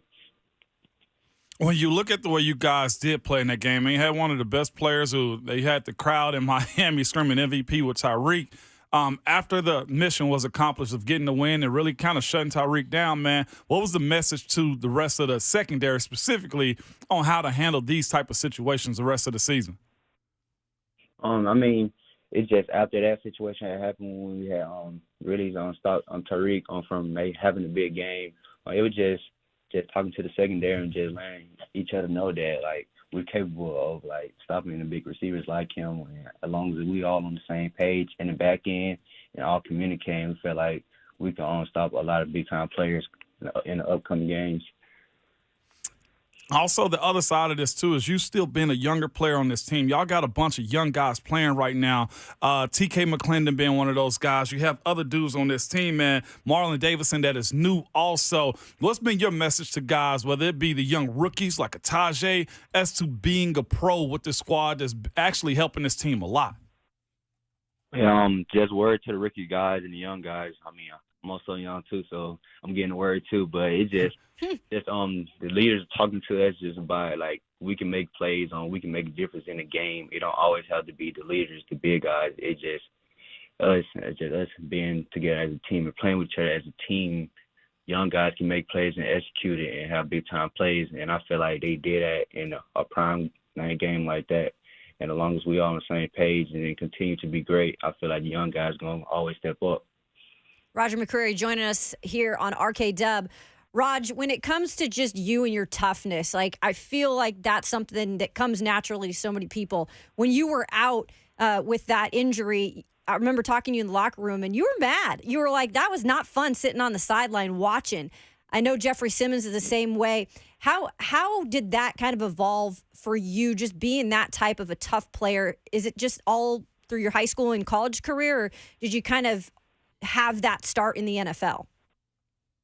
I feel like I had my whole life. I feel like it got to be in you. You got to have that dog, that toughness in you. It just can't come out of nowhere. And I feel like I've been kind of like a lot of tough situations like throughout my life with injuries and stuff, and I played through them all. It's just moments like that when I feel like you just got to push for your team and just try to be there for them. And them the ones when I miss the most, when I don't be out there for them to push for them. So that just gives me an edge right there. You just always try to stay strong and do it for the team. What have you learned the most here since your rookie season, like where you've seen your game take it to the next level? I would say I paid attention more off the field and outside the building. That's the more I feel like you become better as a player. Getting more smarter and also learn the game of how people attacking you, how to take care of your body, the stuff you put in your body. Because it's a long season. Because last year, the rookie wall was not no joke for me. So I just felt like that was one of the big things, just try to be more of a vet.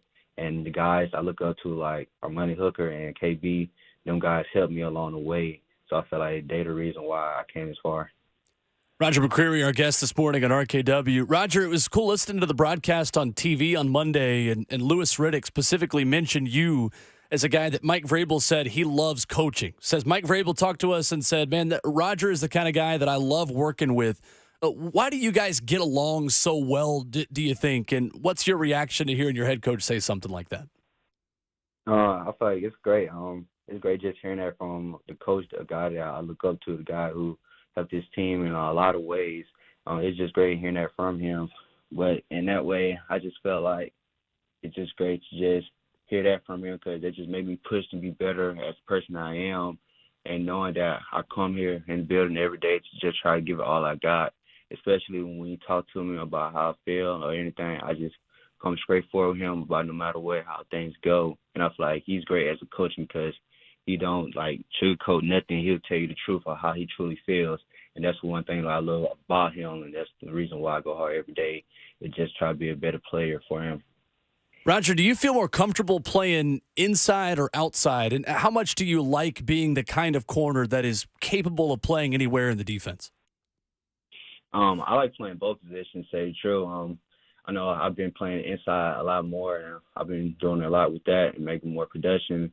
But I feel like I'm more comfortable with both positions. And at first it was hard for me last year because, I was just on a corner. But now they got me playing both in and out. I feel like that's just good for the defense because we have guys like that who can play multiple positions. And I'm happy that I can do that for the team because of my abilities. And that's the reason why I think Braves so much like he likes me, because I'm a player who can do all the types of things to help the team out. Roger McCreary joining us this morning. And, Raj, I have to ask you, man, because you brought up his name. With Kevin Byard being traded out of here this year, it's probably one of your first, pro moments, where a transaction affected you guys' room. How was it for you in the adjustment and understanding, one, we all got to step up, but also the idea that these are transactions that happen in the NFL? Yeah, I kind of got the idea of how the pro works with guys coming in and out every day, seeing new faces, but just seeing on KB leave, that was like, wow, like this is really a big business, because that was one of our big-time players, also our captain.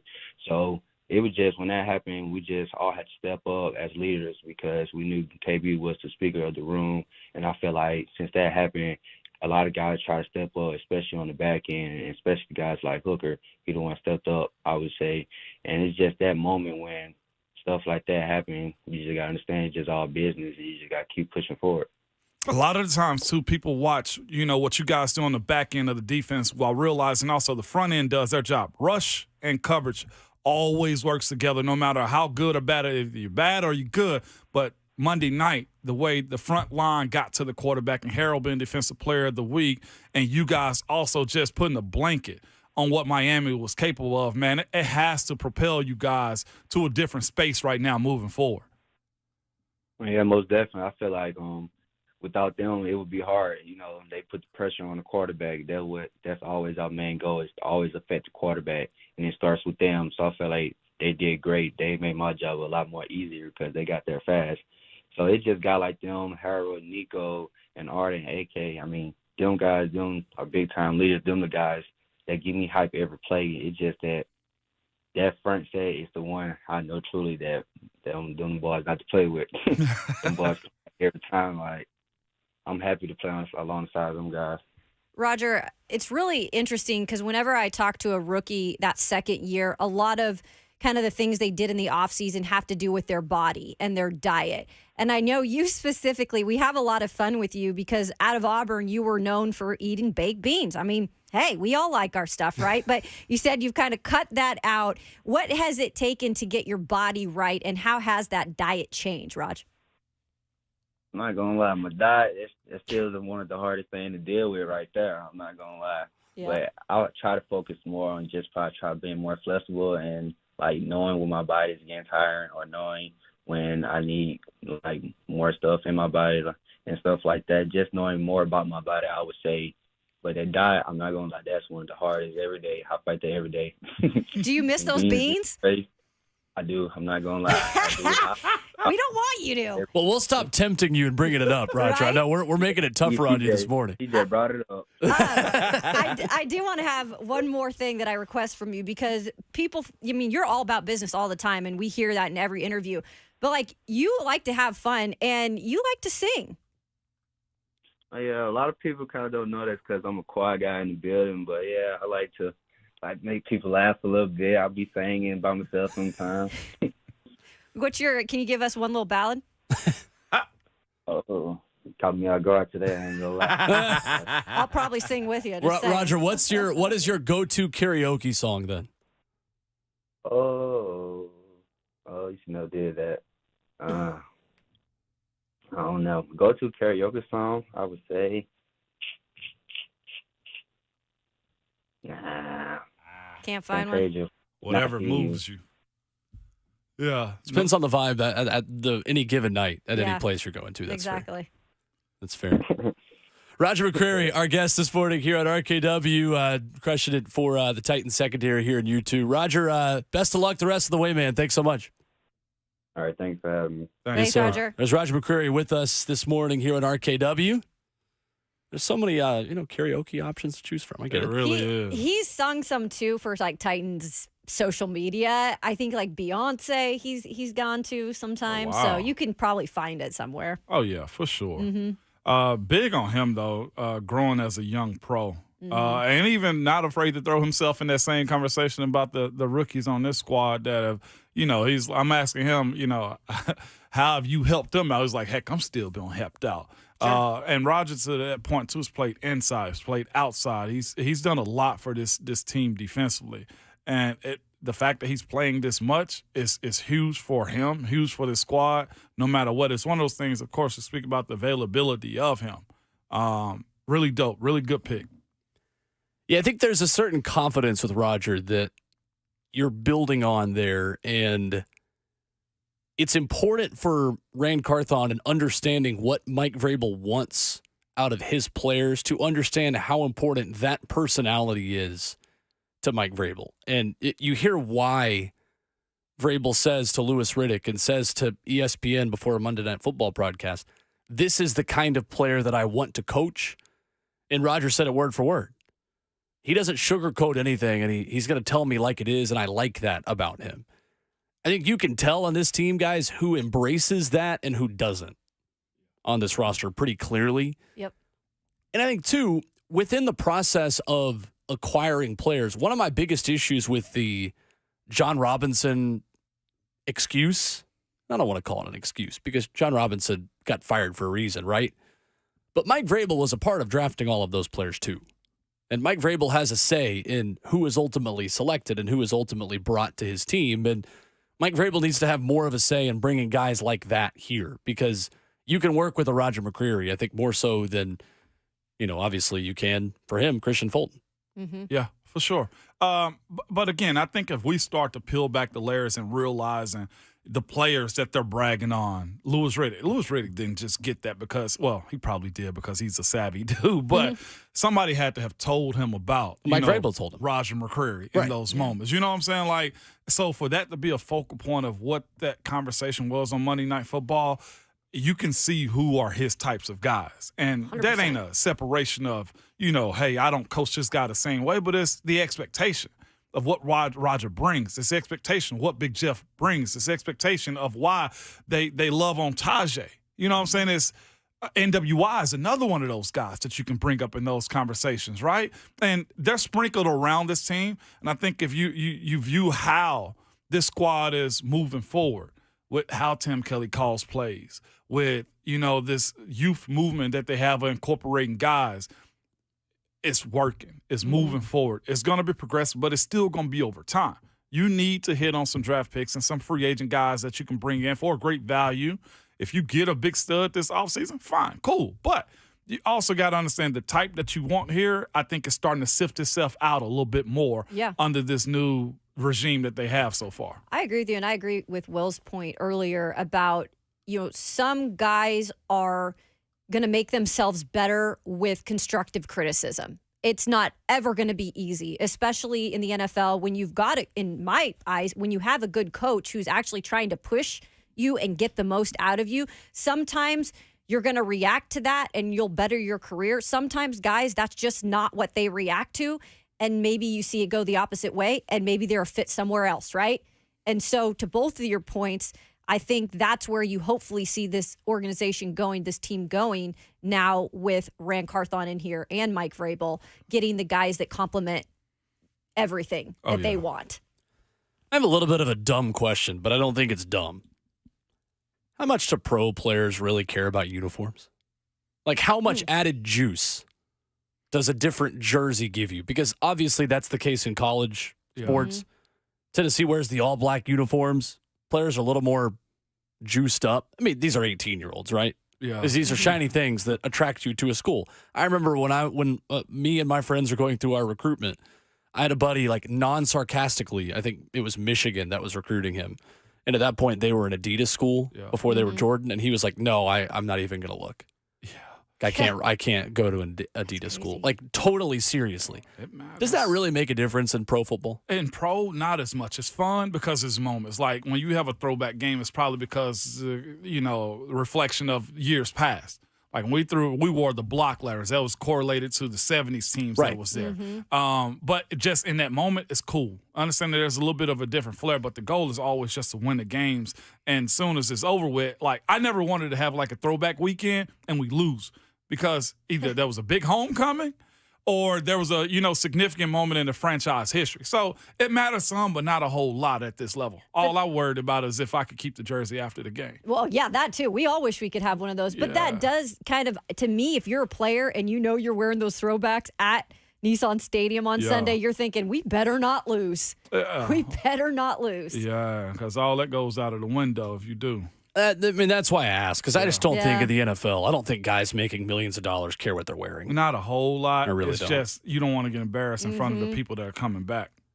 It's funny to me, though, that I think for a lot of Titans fans, even the ones that wanted the Titans to lose out and get a top 5 pick, they want to win this game because you feel like whoever wins gets to keep the Oilers stuff. Genuinely, obviously that's not the case. Like, at least on social the media. Titans get to keep the Oilers stuff. But, like, the amount of flack that this organization took for scheduling an Oilers throwback game against the city that used to wear those jerseys, there is an element of, all right, you can't lose when you're wearing the other team's former jerseys. Other cities' former jerseys, not the teams. Is this one of the most pettiest things we've ever seen to Yes. sports? These kinds of things I feel like don't happen this out in public. Yep. Yeah, they don't as much, man. So good on Miss Amy Adams Strunk and all people involved in this to actually do it this weekend. They could have chosen another weekend, but the Houston Texans coming into Nashville with this on the forefront of it, I love it. Me too. Yeah, if you are going to Nissan Stadium on Sunday, you need to have the Oilers stuff ready. You got to be loud. I know the season ticket gift was a Oilers hoodie. Yeah, that I think a lot of people will be rocking. So it'll be good. Coming up, there is a West Virginia judge that has created major change in college football with one court decision. We'll tell you the details of that coming up next.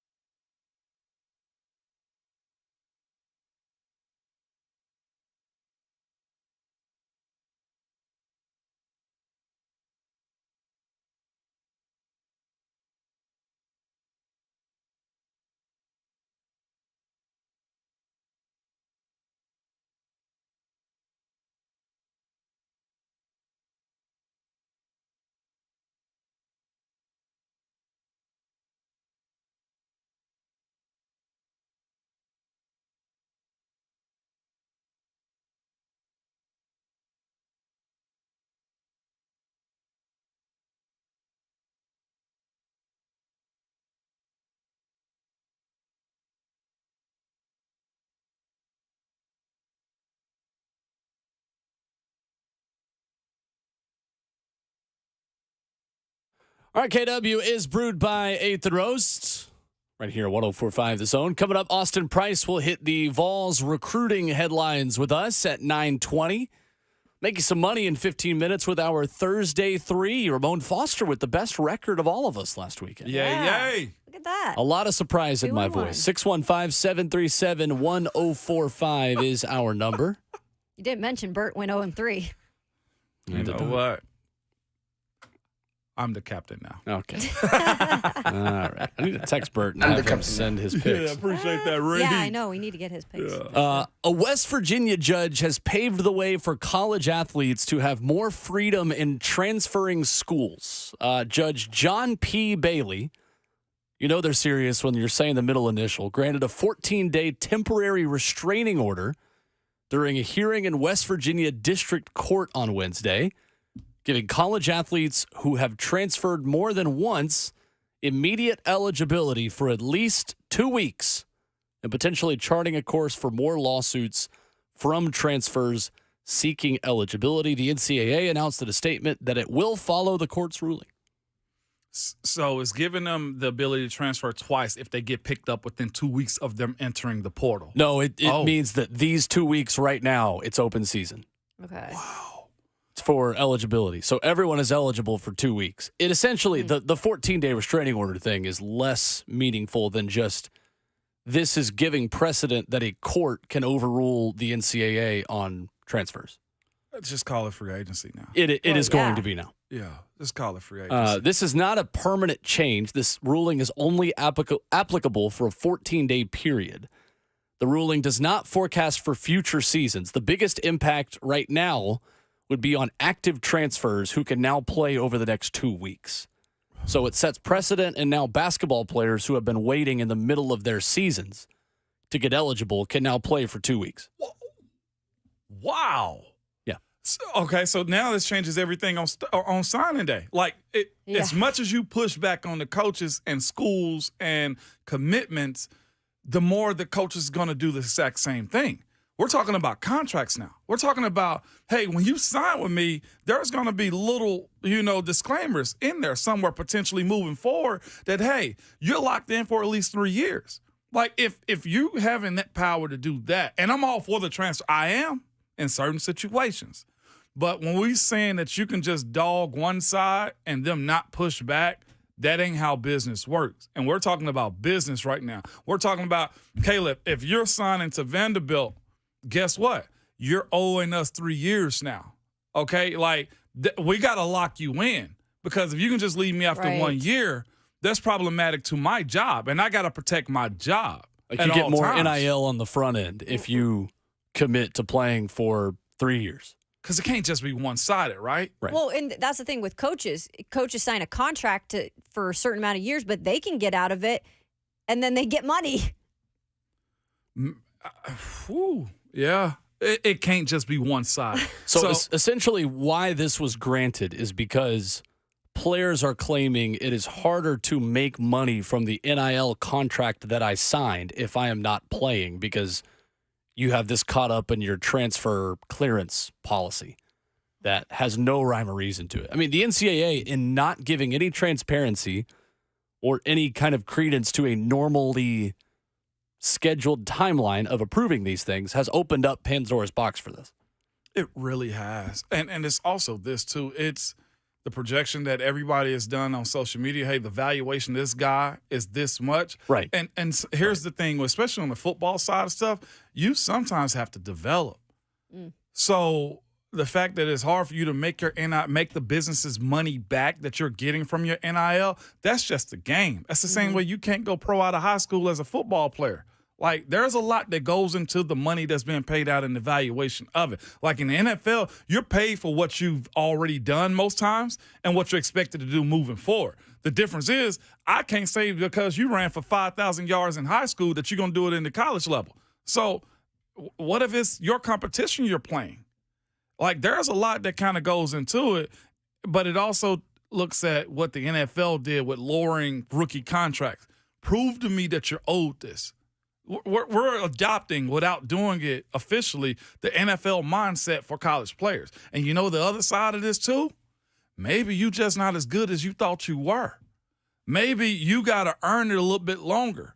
Maybe college coaches need to stop giving these kids $8 million, $10 million, $12 million when they haven't proven it yet. Because there is now a bunch of kids in the portal that are already ready-made that, yeah, you might be a 5-star, but you're not as good as this guy that's been here for 3 years already. Like, business is a part of this too, which is why I'm glad we had that answer and conversation with Brent Hubbs last week, remember?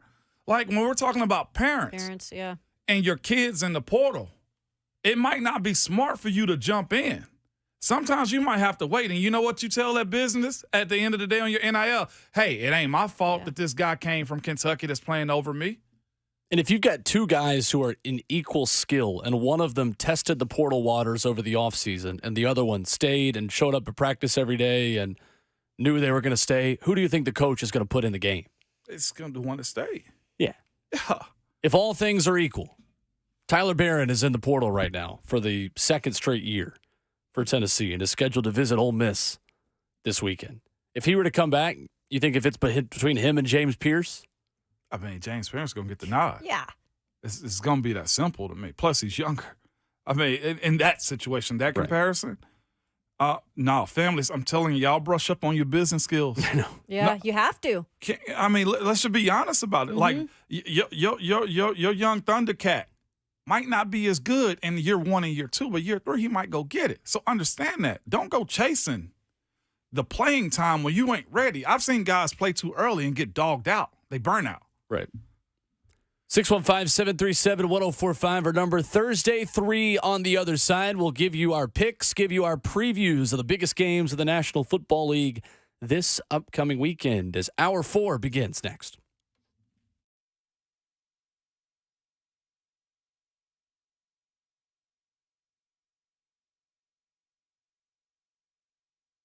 Hey, it's Will Bowling. Storms and changing weather can cause all sorts of chaos, including power outages. And we certainly saw that over the weekend, unfortunately, here in Middle Tennessee. Have you considered what would happen if your home had no power right now? Well, I'm here to tell you a home generator can make a huge difference. If the power goes out, a home generator will keep your heating and air conditioning system running, lights on, and the appliances working. You can also count on your phones and computers to stay charged and never miss a beat. And right now with Lee Company, they have got a great offer for you. Act now and receive $500 off or special financing for up to 36 months on a new generator for your home. You heard that right. $500 off right now, courtesy of my friends at Lee Company. All you got to do, check out the website or give them a call. LeeCompany.com. Easy to remember. Go to LeeCompany.com/promotions to get this great offer or call them 615-567-1000. Again, that's 615-567-1000 for $500 off right now for a new home generator. Online at LeeCompany.com. That's Lee Company, all you need.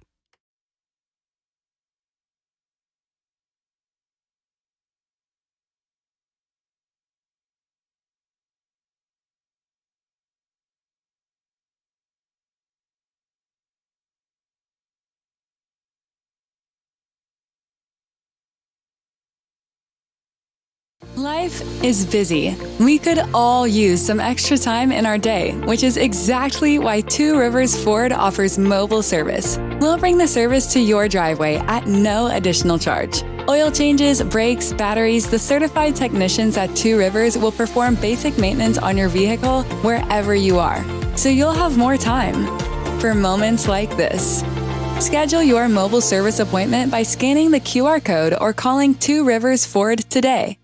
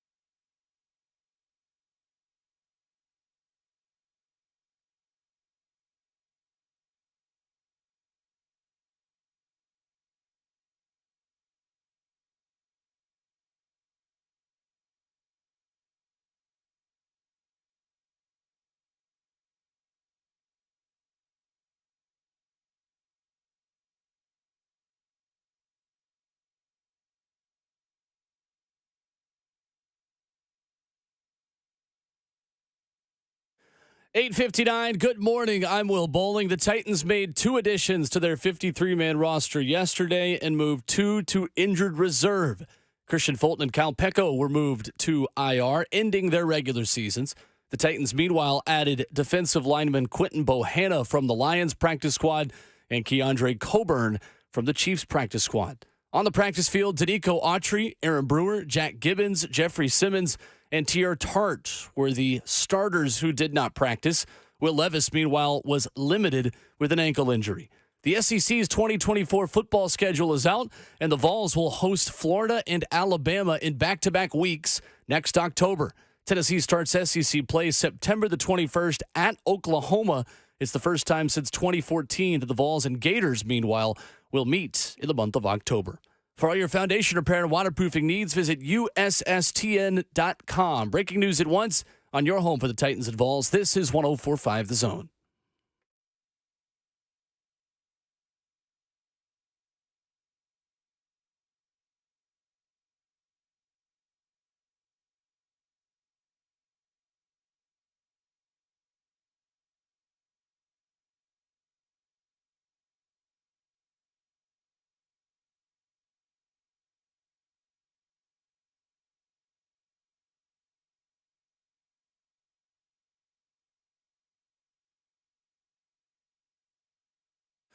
RKW is brewed by 8th and Roast for one more hour on your Thursday morning. I hope it's been a good Thursday morning thus far. If you're starting work, you could pop on your AirPods, your headphones, maybe your speaker. If everyone else in your office wants to hear Ramon, Kayla, and Will as well, you can't blame them. If they know ball, then they want to join in on the fun with you.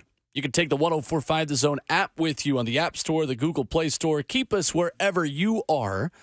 And wherever the zone is, you'll be able to have us right outside of Nashville. It is nice, though, guys, driving back from another city, how easy it is to get the radio signal of 104.5 The Zone and other places.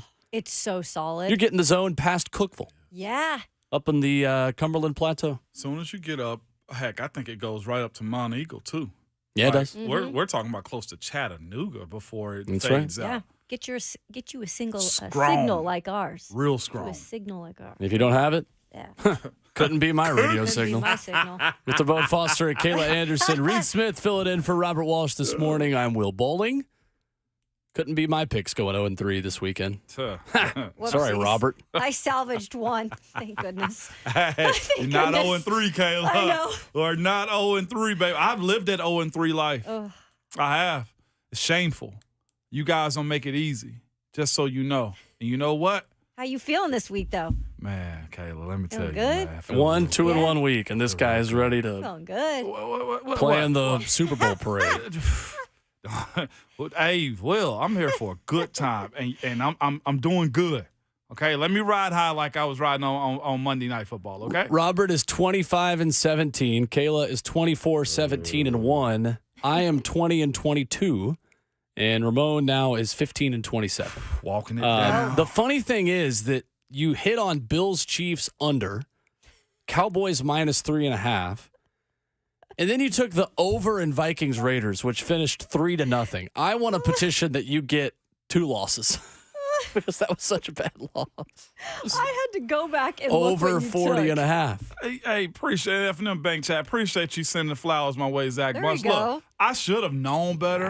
No. I got flowers. I should have. No, but 2 teams coming off a bye. One's usually gonna be a little rocky.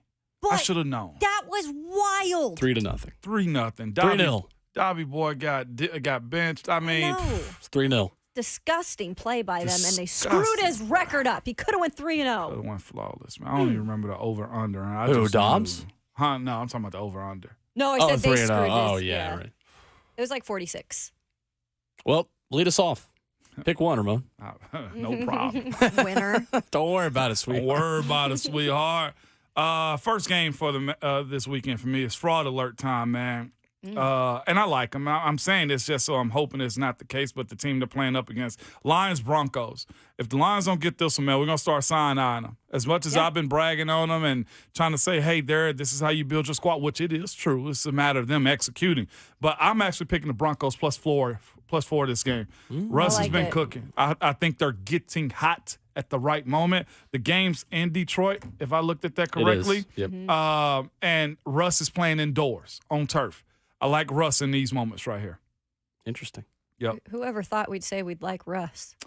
That's more of a you thing. You're the one that doesn't like Russell Wilson. No, I don't. Yeah. I've got no I'm issue with standing him. on that. I think we know he He's can a good play. quarterback. No, well. It's a matter of him Yeah, not he's had a good being year. not being off the field. Mhm. Yep. He needs to shut it, and that's what he's done. So, wow, it's helped us play. Kayla, your first pick. Okay. So we were just talking about those Vikings, and look, we all love Joshua Dobbs. Like that's our guy, right? Yeah. And it sucks to see him benched, but this is the NFL. This is what happens. Good stories come to an end sometimes. But with saying that, the Vikings are visiting the Cincinnati Bengals this week. And I know Will said last week, Jake Browning in the Apple Cup rematch between Minshew, Jake Browning would win, and he did. So this week, I'm probably jinxing myself, but I do like how he's playing. I watched the last game specifically in terms of not just managing games, but actually helping them win these games, right? As a backup quarterback. And for the first time on the other end, the Vikings will play their fourth different starting quarterback in one season. They've never done that before in franchise history. So I just feel like Bengals at home, Jake Browning is playing well. I mean, heck, even Joe Burrow's bought in, giving him and his family the suite there last weekend. So I do like the Bengals at -3. Has that gone up? 2.5. Yes! Bengals -2.5 for Kayla Anderson. Let's go. I'm going to go on the other side of Lions Broncos. Give me a get-right game for Detroit at home. That is student versus the teacher. Dan Campbell, a Sean Payton guy. Sean Payton saying he's a close friend, a fantastic coach, someone I've always enjoyed working with. And Sean Payton has actually said that they have, as a team, pointed to last year's Lions as an example of the way this Broncos team can be this year. At 1-5, they said we pointed to a similar situation a year ago. They were 1-6 and flipped the script. That Detroit team barely missed out on the playoffs. This Detroit team is too good to lose 2 games in a row to teams that they are better than. Give me Lions -4 against the Denver Broncos and the student beating the teacher. Dan Campbell beating his former employer. We will go next to Robert Walsh's picks. And his first pick, he will go Ravens -3. Mm-hmm. Let me confirm that is still the line. I'm scrolling. I'm not finding it. Bert will also be at attendance for that game. Oh, that's right. Yes, Bert.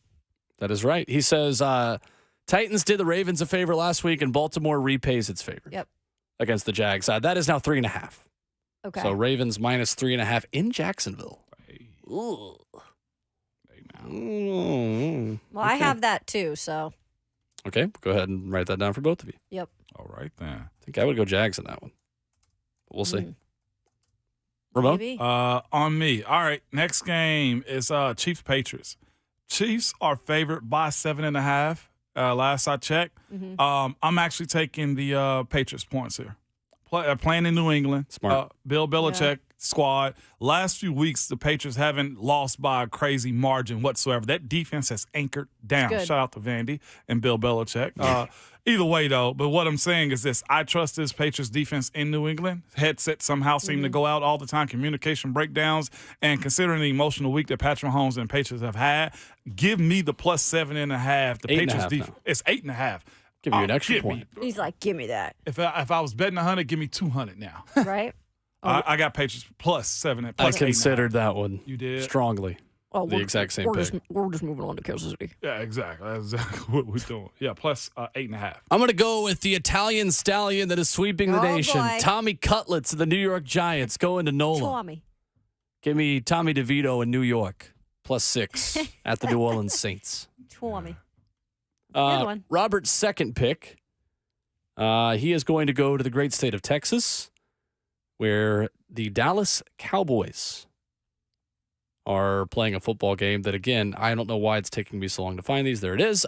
He is going Cowboys +1.5 in Buffalo. Okay. Again, bold. That's 2 teams now that Robert is going with the road team in difficult environments. But Flexing. 3:25 Central Time game. That'll be under the lights up in Buffalo. Cowboys plus 1.5 is Robert's pick. All right. Ramon, pick 3. I'm going right behind him on that one, too. Same one? Yep, Okay. same exact one. Cowboys and Bills. I got the Cowboys. Cowboys got a solid team so far. They are even getting out of their own way, man. Buffalo's favored by 2.5. I trust Buffalo. I just don't trust Josh Allen all the time. The Sean McDermott article that came out last week from our guy Ty Dunn, I still look at that and say, can he actually handle the pressure of what the Cowboys are bringing? I'm going to say it low because they got a lot of crazy fans. They do. That's a good Cowboys team. Ooh, he said it. Give me the plus 2.5. Right? He said it. Kayla, third pick. Yeah, for my third pick, I am going to a cold weather stadium where a warm weather team is going to go and play up in right now. Green Bay, look, on primetime, just had to take that L with Tommy up there. And Tommy and his agents get all the flowers. And Green Bay looked a little bit like, oh, shoot. So now they're back at home. I feel like they've played pretty well as of late. So Tampa Bay is going to be visiting them. Bucks have won their last 2, but they haven't been extraordinary on the road. 3-4. Packers are 4-2 at home. Something about Lambeau in December gets me going. So give me Green Bay minus 3.5. Okay. Packers minus 3.5. I am going to go with an elite quarterback that is playing elite, and he's always been elite. Joe Flacco and the Cleveland Browns. 3-point favorites, not enough against the Chicago Bears. Joe Flacco is like legitimately playing good quarterback. I do not understand why they are only a 3-point favorite over Chicago. I know Chicago is playing better. I still do not care. Give me Cleveland by 3 over Chicago at home. Sunday at noon. And then the final pick for Robert Walsh. He is going with the Philadelphia Eagles minus 3.5 on Monday Night Football in Seattle. Okay. So again, Robert is betting on 3 road teams. I'm kind of liking this feistiness from him. Not the picks I would have made. Not so fast, my friend. Not so fast. That's what I was just going to say. Not so fast. Coming up next, Austin Price of AllQuest.com will join us for his weekly visit later this week with the Tuesday reaction show earlier this week. 2 Tennessee transfer portal exits are both visiting Lane Kiffin, or expected to this week anyway. We'll talk about that. We'll take a look at a secondary that is going to look very different and how the Vols will go about building that back up at the transfer portal. Plus, the top tight end in the portal was on campus. How did Tennessee do with a Notre Dame tight end transfer? We'll ask Austin Price all of that and more coming up next.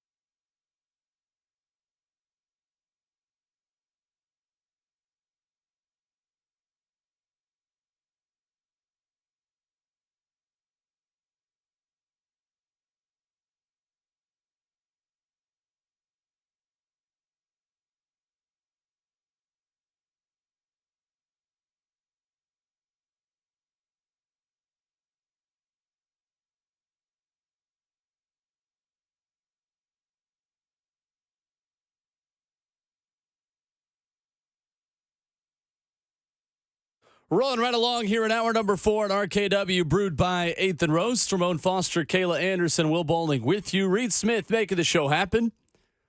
As we are joined now by our very good friend, Austin Price of VolQuest.com. Lots to discuss in the world of Tennessee football with Austin. What's up, Austin? How are you?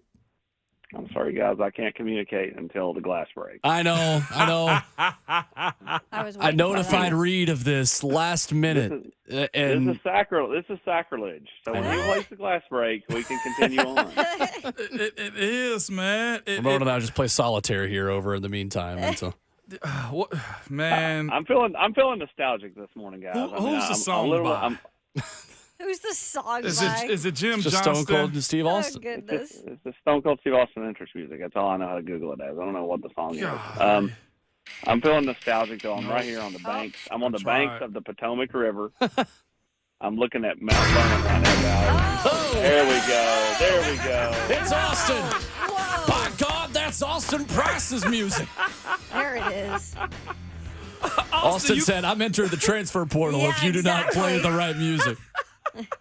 Goodness sakes. Hey, speaking of that, music and numbers, Austin, I had one of my recruit class commitments, man. I won't say his name, but he was ready to leave after our freshman year because of a number change. So I can understand the music, okay? I can. Yeah, that's right. I am for music what the players are for jersey numbers, NIL money, and, whatever else.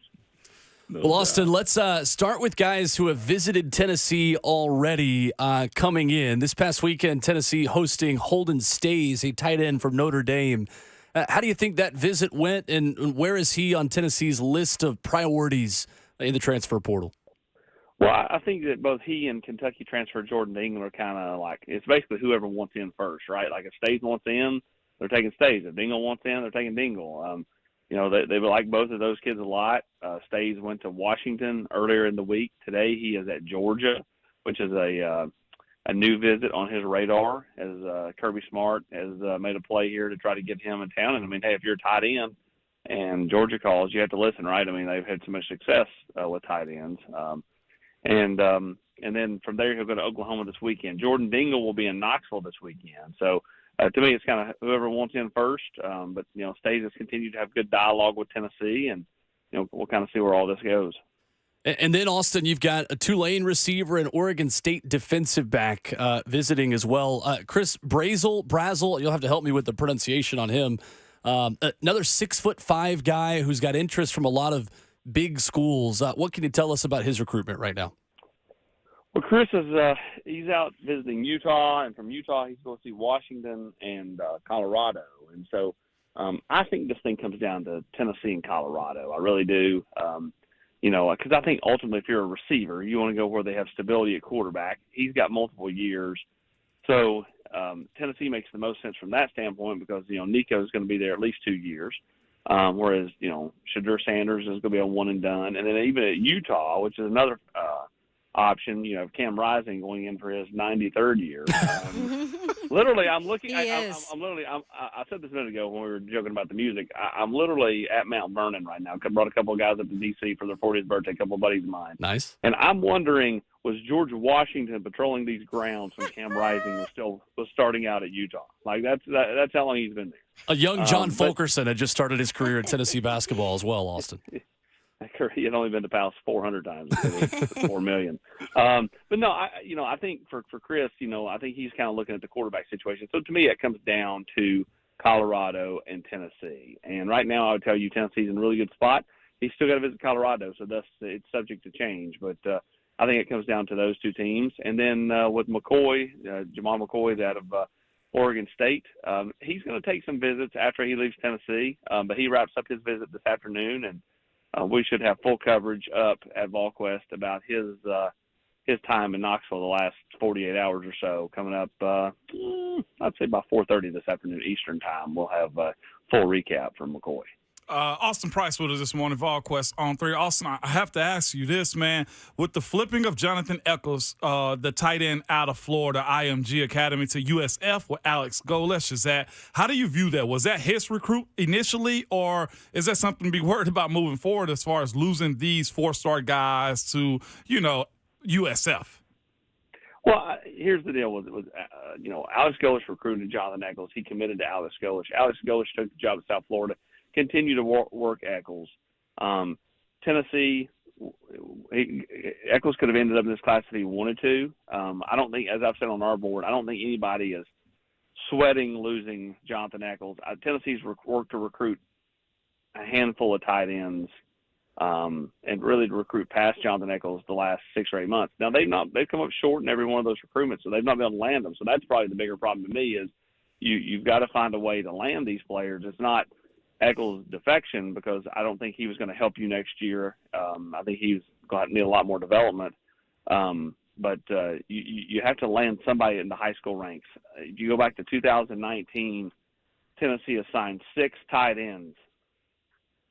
So that's basically one a year for the last 6 classes. That's the average. Sometimes they sign 0, sometimes they sign 2.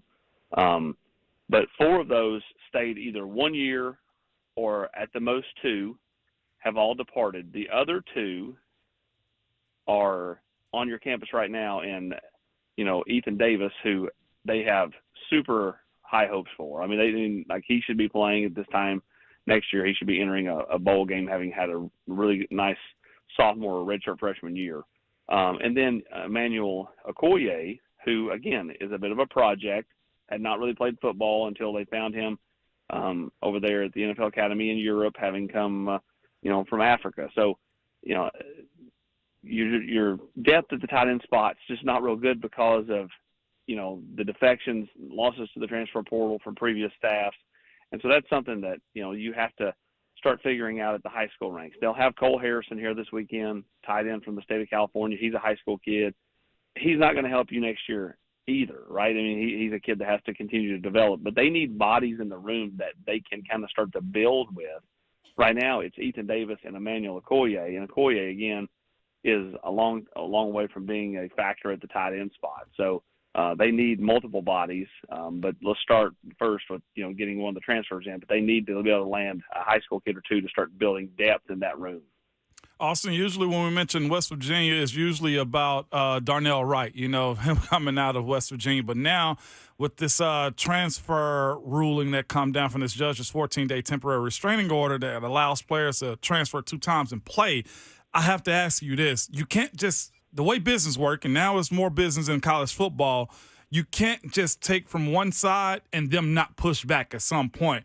Do you see the national letter of intent, signing that, wording changing sometime soon as far as the level of commitment for recruits that have to stay at school for a longer amount of period, kind of like an NFL contract, especially when you start mentioning businesses and NIL and money, whatnot? Do you see the national letter of intent changing its wording as far as commitment with this type of stuff coming down to the coaches and schools?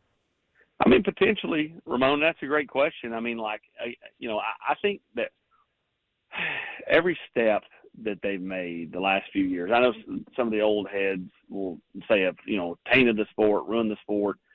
I don't think that's the case. I think it's all of it coming at one time. It's the transfer portal and NIL. And then you add in the tampering that goes on across the country from all schools. This judge, I don't think thinks about, the sport. I think that is a real tough blow to the sport if kids can just move around, because I think it's great that they put in the one-time transfer, because sometimes kids pick a place and they get to a spot and, they have, off the field issues, on the field issues, whatever, right? And, a change of scenery can help them.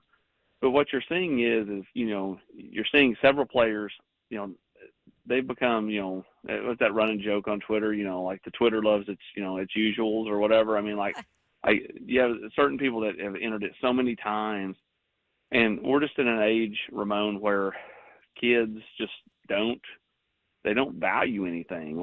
You see a kid play for 4 years somewhere and he's a starter, and he's literally going to go and wipe away the previous 4 years of time as far as legacy for an extra $50,000. And it's like, is that really worth it in the grand scheme of things? Because when some of these kids do that, they better hope that 1 year at this new school is worth it. they better hope that they ball out and they become entrenched in that new school. Otherwise, they're kind of a player without a school in a lot of ways. And I don't think some of these kids think through things. So, I mean, yeah, could they change the language on that? Sure. I just think that this is the first step to really hurting the sport, is when you can transfer more than once and there's no penalty. When you can just bounce around every year. I mean, kids literally, it will be free agency every year, which means the fans lose interest. And I would tell fans, if you're going to be a fan of Tennessee, be a fan of the Pride of the Southland Band, the T, the Orange and White, Smoky. Don't attach yourself to the players, because right now, I mean, some may stay all 4 years and some may be gone tomorrow. And you know what hurts the case for colleges and schools, though, too, is that other schools this year, LSU benefited from it. Washington benefited from it. And who else was the third candidate for quarterback as far as the Florida State? Heisman. Florida State. I mean, like, one of them. The Heisman winner the last few years has been, Bo Nix has been a transfer. So it does kind of muddy the waters when you look at, okay, well, why would we hold them back? Well, yeah, and what you'll see too is like, as long as it's the current form, like, collectives, anybody that's doing NIL deals, they just can't do anything. I mean, I think they may end up going month to month, because you don't want to do a full year with a kid. The kid could leave at midterm. You sure can't do a 3-year deal, because, I mean, these kids bounce around and it's I don't know. I think it's great that the kids can earn money. I think it's great that they could transfer without penalty one time. After that, I think it gets stupid. And, I think that's only hurting the sport, because, look, man, at the end of the day, what drives it all? Money. Television revenue, right? What drives television revenue? Ratings. What drives the ratings? Fans. And if the fans are not happy and you lose fans, what happened with Major League Baseball when they went on strike in '94? How long did it take them to get back? A while. It took them juicing balls and steroids in the late '90s with Sammy and Mark McGuire and everybody, chasing Roger Maris' ghost for them to make it up. And even then, it wasn't fully back. And I'm not sure it'll ever get back to what it was before then. But you hurt yourself when you lose the fans, and the fans are going to get disenchanted with this. Boosters are going to get disenchanted with this. These boosters that are funding NIL collectives all over the country at every school, they're going to be like, I'm not doing that anymore. I got better things I can spend my money on, because, I mean, I like that kid, and then he left because he wanted an extra pack of spearmint gum. And, I'm telling you that when you can do it more than once, that's where it gets too dicey for me. Austin Price of VolQuest joining us now. Austin, what is the benefit, and let me know if you've heard any updates, if Joe Milton plays in this Citrus Bowl? What's the benefit to him doing that? And do you really see him gaining a lot of attention during this, season where you've got the Senior Bowl that he's been invited to and the Combine? Like, because he's such a athletic specimen of a guy like we saw with Anthony Richardson, does he garnish that attention like AR did? Yeah, I mean, once he gets to the Combine, it's going to be similar with his. Now, he's not going to run like Anthony Richardson could run. But Joe, once he kind of gets that full head of steam, can really move. But his arm talent's going to be off the charts. So, I think he'll test well. I think Jalen Wright will test well when he goes to the Combine. I think that'll be somebody that's an attention getter in Indianapolis. But for Joe, what's the benefit of playing this game? I think it's just another game on tape. We'll see what happens. I think, you should know something by early next week. Tennessee will officially begin, game planning for the Citrus Bowl first part of next week. And I think that's when you'll start to kind of find out, is Joe going to go through the bowl, or is, he going to, kind of start to focus on the Senior Bowl, and, it'll become the Nico show. So I would say the rubber's meeting the road, the earth's getting big in the window, all the adjectives and everything you can use to describe Joe's arm. All that is going to start coming to, I guess he'll come to a decision first part of next week. I don't know if you watched the schedule announcement last night on ESPN. It was sure long, so you probably caught some of it. But when they did the reveals, what's your overall thought of the SEC schedules this year? Anything that stood out to you? Because I saw a lot of these teams playing some big games early on. Yeah, I'm excited for the new games. You had two tradition-packed teams like Texas and Oklahoma into the league, and you just get some neat matchups, just some different matchups. The thing that stood out to me was like, good luck to Billy Napier. Good grief! I mean, that Florida schedule is rough. And I think Tennessee's is similar to this year in a lot of ways. What's North Carolina State look like out of league? I think Tennessee's league schedule is pretty similar because you replace A&M with Oklahoma. But what's the North Carolina State game look like for Tennessee? Because you're basically flipping Virginia for NC State, but NC State's losing quite a bit to the portal. But yeah, I mean, as far as leagues, it's Florida. I mean, if Billy Napier is the coach at Florida in 2025, I think that's a great sign for him because that means he's overcome a ridiculous schedule in 24. Yeah. Also, Price of Allquest, our guest. Austin with 6 defensive backs entering the portal, in Tennessee losing Gabe Giuliani and Jalen McCullough as well. We knew there would be turnover in the secondary. Has there been any surprise, though, about some of the guys who have put their name in the portal for Tennessee? And what can you tell us about just the efforts to replace a lot of that production and having to really exchange a lot of talent in the transfer portal at that position specifically? Yeah, I mean, surprises, not so much. I think the only ones you could really consider that would be Danico Slaughter and Tamarion McDonald. And I think those guys wanted to shoot their shot on a little bit more NIL money. And, I mean, I'm never going to hate on a kid for doing that, right? I mean, like, go shoot your shot and see what you can get. Now, again, I think a lot of kids don't think big picture. Like, is it worth it, right? Like, I think you have to, is the juice worth the squeeze? And, but I mean, like, if a kid wants to go get a little bit more money, that's on him, man. It's his decision. It's his career. And, you have to, kind of do what you feel is best for you. Just like when you commit coming out of high school. I mean, go where you want to go, not where, somebody around you wants you to go. And I think that's kind of, what you've seen a little bit. Now, some of these kids have left because they just want an opportunity. Warren Burrell, Brandon Turnage, I think they want an opportunity to play. They didn't play a whole lot this year, and they got another year left, and, they want to be on the field as much as possible. You saw Warren go to Georgia Tech. As for replacing them, Tennessee's obviously, bringing in a couple of corners this weekend. We just talked about the kid from Oregon State. Tennessee tried to get and play with the safety at UCLA. That didn't work out, but Tennessee would definitely like to add a couple of key pieces to the secondary. The one thing you got to remember, they're going to bring in, 4 guys in the secondary with this recruiting class.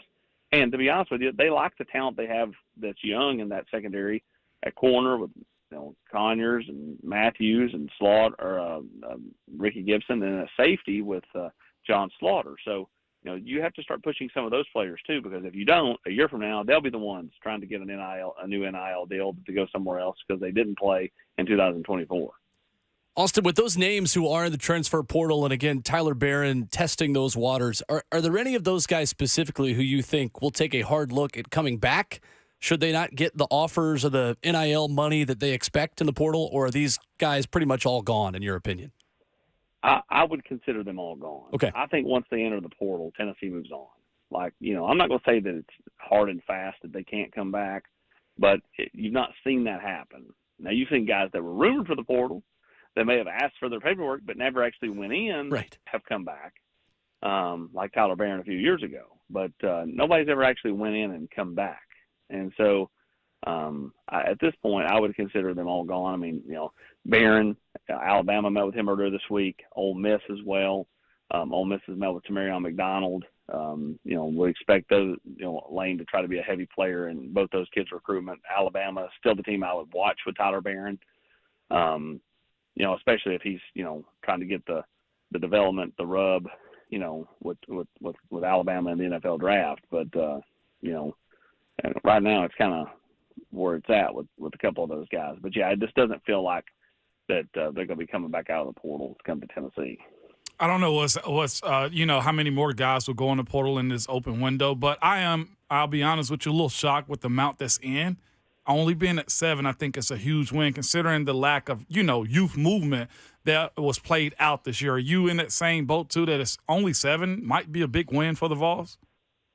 Yeah, well, you're getting back the right ones, right? You're getting back the guys that have elected to, get a new NIL deal and stick around. John Campbell, Cooper Mays, Omar Norman Lott, Gerald Mincy, Bryson Eason, Big Omari Thomas. What do all those guys have in common, Ramon? The line of scrimmage. Yeah. And and on both sides of the ball, but specifically you talk about the offensive line, who's that good for? Nico Iamaleava. Mm-hmm. So, I think that's a real win is to get the right guys back. And listen, Tyler Barron's a heck of a player. That's a loss. You can't say that it's not a loss. I mean, he had a really good year. So, I mean, you're not going to bat 1,000. But I think Tennessee's hit rate on getting the guys to come back that they want back is pretty good right now. Yeah. Now, again, you've got to add to it. You've got to go out and hit on the right guys in the portal, and you got to continue to recruit well. But right now, Tennessee's, putting some pieces together for 2024. Now, those pieces can't come back in 2025, and that's why Tennessee's also got to look to, hey, if there's a center in the portal we like, is he content to sit behind Cooper for a year and learn, knowing he can be the guy for the next couple of years after that with Nico and everybody? Like that, I think you have to think about those type things too, because I think that stuff matters. Because 24, you're putting basically the Band-Aid on the roster a little bit by bringing back a bunch of these guys that can come back, but they can't come back after this year, after this next season. So the Band-Aid's getting ripped off. Austin Price of VolQuest, our guest every week here on RKW at Austin Priceless, where you can find him and the great nuggets from VolQuest.com always on social media. Austin, thanks so much. Appreciate you guys. Have a great day. Yes, sir. There's Austin Price with us this morning here on RKW, giving us a lot of good nuggets there. Tyler Barron to Alabama, potentially. Woo. Ugh. They call that to'ing Uh-oh. in these parts. Coming up, though, there was a great message board post by a Georgia fan. I know that doesn't sound like a sentence that should ever be said, but there was a great message board post by a Georgia fan. Fans are getting more creative in preventing their guys from leaving their schools, and this one is amazing. I'll read it for you coming up next.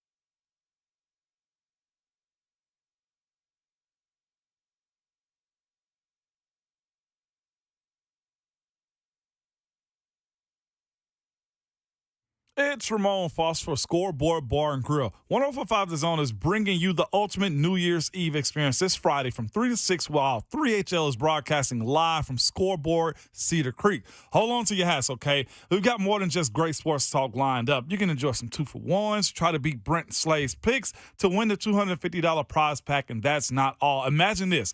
You and 3 friends at a Nashville Palace VIP party. You can win 4 VIP tickets to the hottest New Year's Eve bash. Sign up at Scoreboard Cedar Creek this Friday from 3 to 6 while 3HL, and you could be the envy of your friends. 3 free drinks for everyone. Hors d'oeuvres, champagne toast, access to the VIP Culture Club Lounge, and the Spasmodic Party Room. All up for grabs this Friday, Scoreboard Cedar Creek. So be there this Friday from 3 to 6. You got to register this Friday between 3 and 6, okay? But Saturday, start off with the Build Your Own Bloody Mary bar and catch your sports in action on over 60 TVs and indulge in the flavors of the season at Scoreboard Bar and Grill. Introducing their new seasonal drinks. Y'all know I've told you about them, okay? Crafted to perfection.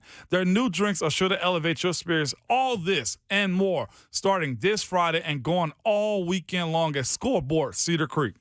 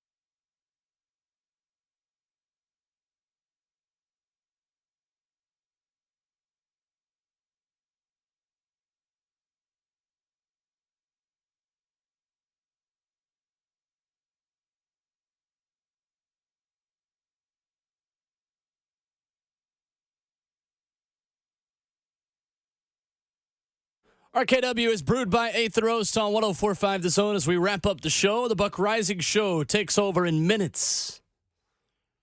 They've got Mike Giardi, Arden Key joining the Buck Rising Show today at 12:15. I like when they do that high key, low key with him. I do too. I want to see what Is they're that gonna like a say regular thing now? I swear he's been on there a lot. They're making it that, I think. Right?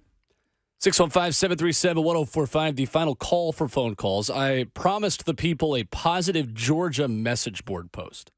It's not something I'm going to do often, so do it. Post titled, "Does anyone here work at Hartsfield-Jackson Airport?" It's a great headline. Yeah.